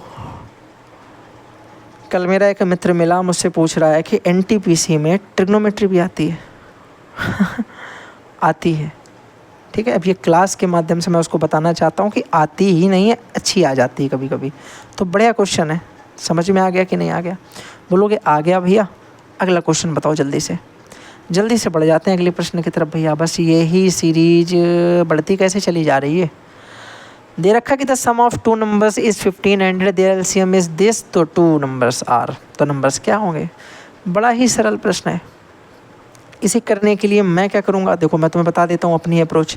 मैं इस क्वेश्चन को करने के लिए सबसे पहला काम जो करूँगा वो ये करूँगा कि मैं इस एलसीएम का जो दे रखा है, ये एलसीएम, इसका फैक्टर निकालने की कोशिश करूँगा। तो इससे मुझे क्या होगा कि कोई ना कोई एक फैक्टर एचसीएफ का या उस नंबर का फैक्टर मिल जाएगा, ठीक है। देखना जैसा कैसे, ये आपको सम दे रखा है दोनों का योगफल, और ये आपको क्या दे रखा है, दोनों का एलसीएम, ठीक है, हाँ या ना। बोलोगे बिल्कुल सही बात। तो मैंने कहा जो एलसीएम होता है, दरअसल देखो अगर मैं थोड़ा सा यहाँ पे कॉन्सेप्ट की बात करूँ, यहाँ पे मैं थोड़ा सा कॉन्सेप्ट बता रहा हूँ, ठीक है, ये भी क्वेश्चन नहीं करवा रहा हूँ, ध्यान से देखना। जो नंबर होता है वो कहीं ना कहीं एच एक्स और एच वाई मैंने आपको पढ़ाया है, यही तो नंबर्स होते हैं। अगर मैं इन दोनों में एच की बात करूं तो ये एच दोनों के लिए एचसीएफ का काम करता है, और जब भी किसी नंबर का एलसीएम निकालते हैं तो ये एक्स और वाई आपस में कटने के बाद क्या बचते हैं, बोलोगे ये आपस में बचते हैं को प्राइम नंबर्स, यानी सहअभाज्य बचते हैं। क्या बचते हैं, सहअभाज्य। अब समझना, अगर मैं यहाँ से इन दोनों को ऐसे काट दूँ ऐसे करके, तो ये x और y जो बचेंगे ये सहअभाज्य बचेंगे, मतलब इन दोनों में अब कुछ भी कॉमन नहीं होगा, सिर्फ एक कॉमन होगा, ठीक है। अगर मैं पूछूं तुमसे कि एलसीएम क्या होता है, तो बोलोगे उन सहअभाज्य वाले फैक्टर्स का मल्टीप्लाई करा दो और इसी में एचसीएफ का मल्टीप्लाई करा दो, तो ये किसी नंबर का एलसीएम होता है, ठीक है। यानी मैं देखूं तो ये 2 नंबर का प्रोडक्ट हो सकता है या 3 नंबर का प्रोडक्ट हो सकता है, जिसमें से एक नंबर हो सकता है इनका एचसीएफ हो, 2 नंबर वो प्राइम फैक्टर्स हो जाएं आपस में, को प्राइम फैक्टर्स। तो अगर मैं इसका फैक्टर निकालने की कोशिश करूं, ध्यान से सुनना, बस मैं इसका फैक्टर निकालने की कोशिश करूं तो क्या आ जाएगा, बस ये देख लो। आप बोलोगे इतनी बात तो भैया समझ में आ गई, कॉन्सेप्ट तो मुझे इतना समझ में आ गया, लेकिन इस बात से ज़्यादा इंपॉर्टेंट है कि क्वेश्चन का सोल्यूशन बता दो, क्वेश्चन का सॉल्यूशन बता दो, that one is most important for me. तो देख लो तुम्हारे लिए जो इम्पोर्टेंट है तो वो पहले करा देते हैं। पहले तो आप क्या करोगे भैया, इसका सीधे सीधे इस वाले पार्ट का जो लिखा है 16 3 79 एलसीएम निकाल लो। आप बोलोगे देखो किससे जा जाएगा, आप बोलोगे 1 और ये तुम्हारा 3 4 और 7 3 से तो जा नहीं रहा है भाई, 3 से भी नहीं जा रहा है। देखो 3 से नहीं जा रहा है तो इसमें नहीं मिल रहा कॉमन फैक्टर, आपस में जो है इनमें कुछ कॉमन ही नहीं मिल रहा है, इनमें भी कुछ कॉमन नहीं मिल रहा है, इसमें भी कॉमन नहीं मिल रहा है। इसका मतलब ये फैक्टर ही ऐसे बनाएंगे जो पूरे पूरे काट देंगे, ठीक है। तो फिर इसमें हम देख रहे थे क्या, इसमें देखो इसे 11 है, 21 है, तो 3 से नहीं जा रहा तो इससे तो जाएगा नहीं, ये तो गलती हो जाएगा। इससे देख रहे हैं एक बार 11 से दे करके क्या जाता है भाई, 11 एकम 11, यहाँ पे बचेगा 53 हो जाएगा, ठीक है मेरे भाई। 11 चौके 44 हो जाएगा, फिर कितना हो जाएगा 11 जो है कितना बच जाएगा आपका 97, 11 सत्ते 11 अट्ठे 88, फिर 11 नवा 99, और फिर आ गया तुम्हारा 1489। तो यही ऑप्शन हो जाएगा 1489 सही, इसको दे दो पूरा पूरा अब, ठीक है भैया। तो यही ऑप्शन इसका सही हो जाएगा, क्योंकि देखो इन दोनों को जोड़ने पर कितना आ जाएगा, बोलोगे इन दोनों को जोड़ने पर आ जाएगा 1500। और आपसे बोला भी गया है कि दोनों संख्याओं का नंबर का जो सम है वो 1500 दे रखा, दोनों का योग जो है वो 1500 दे रखा। तो यही एक ऑप्शन है जो सेटिस्फाइड करेगा। बात समझ में आ गई कि नहीं आ गई, जल्दी बता दो, जल्दी से बता दो भैया, बात समझ में आ गई कि नहीं आ गई। बोलोगे बिल्कुल समझ में आ गई। अगर मैं चाहता तो इसे ऑप्शन से भी देख सकता था कि दोनों को जोड़ने पे कितना आ जाना चाहिए, अब बोलोगे दोनों को जोड़ने पे 1500 आना चाहिए था। तो ये देखो इसमें जो है आ तो इसमें भी सकता था, लेकिन ये वाला ऑप्शन सही क्योंकि हम लोगों ने निकाल लिया। इसमें भी देखो आ जाएगा 1500, ठीक है। तो 1500 वाला काम तो नहीं कर पा रहा है, सब में ही जोड़ने पे 1500 आ गया। एग्जामिनर तुमसे 4 कदम आगे चला गया है, तो उसको पता है, ठीक है। और कोई तरीका बता सकते थे, बता सकते हैं भैया, और कोई तरीका हो सकता है, लेकिन दिक्कत ये है कि फिर कहीं ना कहीं आप जा कर के ऑप्शन में कंफ्यूज हो ही जाओगे, ठीक है। ऑप्शन में आप कंफ्यूज हो ही जाओगे। अब देखो जैसे इसमें आप एलिमिनेशन के हिसाब से देखते तो 2 ऑप्शन आप एलिमिनेट कर सकते थे, 2 ऑप्शंस आप एलिमिनेट कर सकते थे, क्योंकि कॉमन कुछ मिल नहीं रहा। तो आपके दिमाग में एक चीज़ तो आ ही गई होगी कि ये आपस का प्रोडक्ट ही करने के बाद एलसीएम निकला होगा। तो देखो ये 9 बन जाए 9, यहाँ से तो 9 आ जाएगा यूनिट डिजिट, यहाँ पर देखोगे तो 9 एकम 9 यूनिट डिजिट आ जाएगा, यहाँ पर देखोगे तो ये तुम्हारा 7 तिरका 21 1 आ जाएगा, और यहाँ पर देखोगे तो 3 सत्ते 21 1 आ जाएगा। तो आपको पता आखिरी में 9 आ रहा है, इसका मतलब ये 2 ऑप्शन तो ऐसे काट सकते थे कि नहीं हो सकते, इन दोनों में से कोई एक सही हो सकता है, यही था। तो फिर इन दोनों में हम क्या करते, जल्दी से एक तरीका देखते कि 11 में इस संख्या का गुणा कैसे कराते हैं हम लोग, आपको पता है ना। ऐसे लिखा तो पहले इस 9 को लिख देते हैं, फिर इस 9 8 17 के 7 हासिल लगाया 1, फिर ये 12 1 13 के 3 हासिल लगाया 1, फिर ये 5 और 1 6, और फिर ये 1, तो 16 379 आ जाता। तो इस तरीके से हम गुणा करा के इसमें देख लेते तो ये आंसर आ जाता, और इसको भी बाद में काट देते। तो तरीके और भी हैं, लेकिन क्या ज़रूरत है, इतना छोटा सा है, ऐसे कर लो, ठीक है। आगे देखो भैया, अगला प्रश्न देख लेते हैं एक बार। क्वेश्चन नंबर 26 आपको दे रखा है length of the longest pole of could place in the room and dimension of 10 8 6 metre.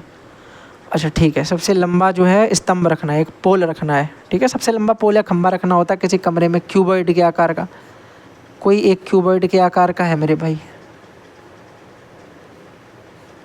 और इसमें सबसे लंबा पोल रखना है इस तरीके से।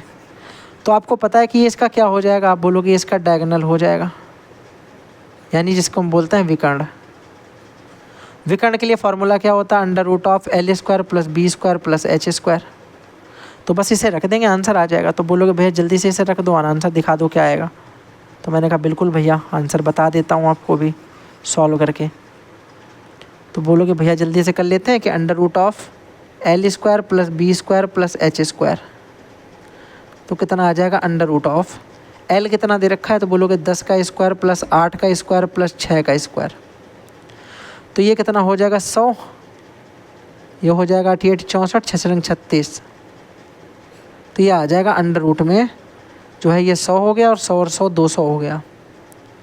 तो बोलोगे इसका मतलब हो जाएगा कितना कि 100 दूना 200 यानी 10√2, 10√2 ऑप्शन नंबर जो है इसका एकदम सी राइट हो जाएगा। कैसे आया नहीं पता चला क्या। देखो 200 को क्या लिख सकते हो अंडर रूट के अंदर, 200 को लिख सकते हो 10 × 10 × 2। 10 का पेयर बन गया तो बाहर आ गया, 2 अंदर ही रह गया क्योंकि पेयर नहीं बना, ठीक है। तो ये इसका आंसर आ गया ऑप्शन नंबर सी। बड़ा ही सरल प्रश्न था ये तो, ठीक है। ये वाला तो बड़ा ही सरल प्रश्न था। 27 नंबर प्रश्न जल्दी से कर देते हैं भैया, काफ़ी ज़्यादा जो है ये तिकड़म सा टाइप का लग रहा है, इसको थोड़ा सा अच्छा कर लेते हैं, बड़ा सा। अब सही लग रहा है ना देखने में। हाँ, चीज़ें देखने में भी थोड़ी अच्छी लगनी चाहिए आपका मन लगेगा ना तभी। चलो देख लेते हैं। अगर हम इसे सॉल्व करें तो कैसे करेंगे? आप बोलोगे भैया इसे सॉल्व करने का तो बड़ा ही सिंपल तरीका एक होता है। कैसे? क्योंकि हमें पता है अगर x² + 1 को इधर रखें और माइनस के 2x को उधर ले जाएं तो प्लस का 2x हो जाएगा। इस 2x को इधर ले जाएं। आप बोलोगे भैया x से पूरे में डिवाइड करा दें तो ये कट जाएगा और इससे एक x से एक x कट जाएगा तो आ जाएगा x + 1/x = 2। और x + 1/x = 2 है तो इस कंडीशन में सबको पता होगा कि x = 1 होता है। x = 1 होता है भैया, वेरी सिंपल तरीका। और अगर x = 1 है तो इसमें x = 1 उठा के रख देंगे तो बोलोगे भैया 1⁻³ - 1/1⁻³ तो ये हो जाएगा 1 - 1 और 1 से 1 चला गया तो कितना आ गया? 0, जो कि ऑप्शन नंबर जो है सी एकदम राइट है। ठीक है, ये वाला तो बड़ा सरल तरीका आता है प्रश्न का। आपको पता है अलजेब्रा की बहुत सारी आइडेंटिटीज इस तरीके की होती हैं कि x + 1/x = k, तो x² + 1/x² = क्या। अगर आप चाहते हो तो मैं अलजेब्रा की सारी आइडेंटिटी एक बार में आपको बता दूंगा, सारी की सारी जो भी होती हैं सारी एक साथ में, और उनके साथ में उनका प्रश्न भी एक एक 2-2 प्रश्न सबके। ठीक है, तो एक रैपिड रिवीजन टाइप की बोल सकते हो अलजेब्रा की क्लास मैं आपके लिए ला सकता हूँ। ठीक है, अगर आपकी डिमांड होगी तो आप कमेंट बॉक्स में बताइएगा, मैं आपके लिए ला दूंगा और पूरा आपको कंफर्म है कि समझ में आ जाएगा, उसमें परेशानी वाली कोई दिक्कत नहीं है। चलो अगला क्वेश्चन जल्दी से कर देते हैं और देखते हैं क्वेश्चन क्या बोल रहा है।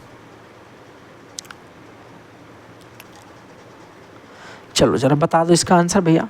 बोला गया है कि नंबर वाज इंक्रीज्ड बाय 40%। ठीक है, पहले तो वो बढ़ा 40%, इंक्रीज्ड हो रहा है। उसके बाद क्या बोला है? Decreased by 40%, then decreased by 40%। बढ़ाया गया 40%, फिर घटाया गया 40%। पूछा गया कि चेंज इन नंबर परसेंटेजेस, कितना चेंज आया? आपको पता है किसी चीज़ को x% बढ़ाना और फिर x% घटा देना तो कुल मिला के माइनस का x² / 100% का चेंज जो है वो डिक्रीज़ ही होता है। ये डायरेक्ट कॉन्सेप्ट मैंने आपको बताया, इतने % का हमेशा डिक्रीज़ होता है। तो इंक्रीज़ तो नहीं होगा, इनको हटा दो। नो चेंज वाली बात भी हटा दो क्योंकि घटेगा या बढ़ेगा ज़रूर है। और मैंने कहा 40 बढ़ रहा है 40 घट रहा है, तो अगर x बढ़ता है x घटता तो उनका आपस में गुणा कराते हैं। तो 40 × 40 4 चौके 16, तो 32 तो आ नहीं सकता, 16 आएगा। तो दिस इज़ माई आंसर। तो भैया एक बार करके भी देख लो। माइनस का 40 का स्क्वायर बटे 100 कर दोगे। आपको पता 40 का स्क्वायर 4 चौके 16, 1600 आ जाएगा बटे में 100। 2 0 से 2 0 कट गया तो 16% का डिक्रीज़ हो जाएगा। गलत कर दिया मैंने ऑप्शन ना, यहाँ पे ये है ऑप्शन नंबर डी। बात समझ में आ गई? कोई चीज़ x% बढ़ती है फिर x% घटती है तो इस कंडीशन में माइनस का x² / 100% की ही कमी होगी हमेशा, और हमेशा कमी ही होगी। याद रखो, वृद्धि कभी नहीं होगी। वृद्धि नहीं करनी है, नो चेंज नहीं होगा, ये भी गलत है। नो चेंज कैसे हो जाएगा भाई? किसी चीज़ को पहले बढ़ा दिया है उसके बाद घटाया है तो तुम्हें पता है कि बढ़ने के बाद जब घटाओगे तो बढ़ने के हिसाब से जो बढ़ चुका है उस पर % कम कर रहे हो। ठीक है, तो इसका मतलब आंसर इसका जो है डी वाला एकदम राइट हो जाएगा। ये इसका डायरेक्ट फार्मूला है कि x% बढ़ाया गया x% घटाया तो माइनस का x/100% की हमेशा डिक्रीज यानी कमी होती है। ठीक है, चलो भैया अगला प्रश्न देख लेते हैं जल्दी से। क्वेश्चन नंबर हमारा जो है 29। क्वेश्चन नंबर 29 पे ज़रा ध्यान से समझ लो क्या करना है इसको। सरल है वैसे प्रश्न, तो इतने में हो जाएगा, इसलिए मैंने इसको ज़्यादा ही बड़ा कर दिया है। ध्यान से समझना ज़रा। आपसे बोला हुआ छोटी से छोटी पूर्ण वर्ग संख्या ज्ञात कीजिए जो मेरे भाई 12, 15 और 18 से पूर्णता विभाज्य है। ध्यान से सुनना, कोई ज़रूरत नहीं इसे करने की, मैं तो इसे कभी ना करवाऊँ, मैं इसे कभी नहीं करवाऊँगा। देखना ध्यान से। आप बोलोगे भैया 12, 15 और 18 से कोई संख्या पूर्णता विभाज्य है तो इनका मेरे भाई एलसीएम ही होगा। तो इनका अगर हम एलसीएम ले लें, क्या ले लें? एलसीएम। एलसीएम कितना आता है बोलोगे भैया ये इन सबका अगर मैं एलसीएम ले लूँगा तो आप बोलोगे इनका एलसीएम आ जाएगा 180। कितना आ जाएगा? 180। कैसे भैया? क्योंकि अगर मैं 90 ले लेता हूँ तो इनसे और इनसे 90 जाएगा पर 12 से 90 नहीं जाएगा। तो 180 जो है वो 12 से भी जाएगा, 15 से भी चला जाएगा और 18 से भी चला जाएगा। यानी आंसर जो होगा वो 180 का ही एक मल्टीपल होगा। 180 का ही एक मल्टीपल होगा मेरे भाई, जो पूर्ण वर्ग बनाएगा। या फिर 180 के फैक्टर निकाल दो, पेयर कंप्लीट करके वर्ग निकाल दो, जैसा तुम्हारा मन हो। तो तुम बोलोगे भाई 18,400 तो नहीं हो सकता, 625 भी नहीं हो सकता 18 का, इसमें मल्टीपल 1800 का, ये भी नहीं हो सकता, 18 पंचे 90 ये हो सकता है, एक 5 से इंटू कराएंगे ये हो जाएगा और 5 का पेयर भी पूरा कर देगा, तो 900 इसका आंसर आ जाएगा। सो 900 इज़ माई आंसर। ठीक है, इतना सरल प्रश्न था, ज़्यादा कुछ नहीं करना है इसमें। ज़बरदस्ती के लॉजिक अगर आपको लगाने हैं तो अपने मन से लगा दो, मैं तो सजेशन नहीं करता हूँ इसके लिए। चलो भैया नेक्स्ट वन, अगला क्वेश्चन देख लेते हैं, आखिरी क्वेश्चन है हम लोगों का, और इसे भी क्या करेंगे, बड़ा कर लेते हैं, उसके बाद डायरेक्ट क्या करते हैं, स्क्रीन पर ही इसके साथ कुछ करते हैं, मतलब कुछ का कि सॉल्यूशन यार, ठीक है ना। चलो भैया जल्दी से कर लेते हैं इसे। आप बोलोगे भाई अगर इसे सॉल्व करना चाहते हो तो पहले पता तो ब्रैकेट सॉल्व होगा, लेकिन मुझे इतना भी पता है कि ये माइनस लगा है, माइनस के पहले वाला सॉल्व करने से पहले इधर सॉल्व भी करना पड़ेगा। तो इधर देखो 2 से 2 कट जाएगा तो काट ही दो, ये 1/3 आ जाएगा यहाँ से। यहाँ पर देखो जरा कितना आ जाएगा, बोलोगे यहाँ पे आ जाएगा 2 3 जा 6, 6 6 जा सॉरी ये तो प्लस में लगा ना, तो 2 3 जा 6, यानी 1/6 आ गया, ये 1/6 आ गया। देखो एक एकम एक ऊपर एक आ गया इनको गुणा कराने पे, और बटे में 2 3 6 इनको गुणा कराने से 6 आ गया, तो यहाँ से 1/6 आ गया।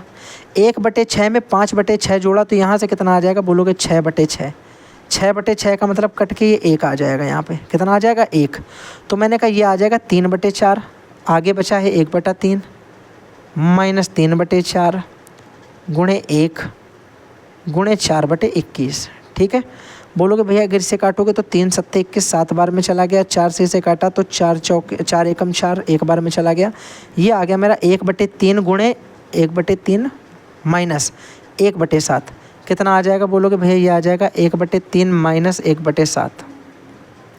नीचे एलसीएम ले लिया, 7 त्रिका 21 आ गया।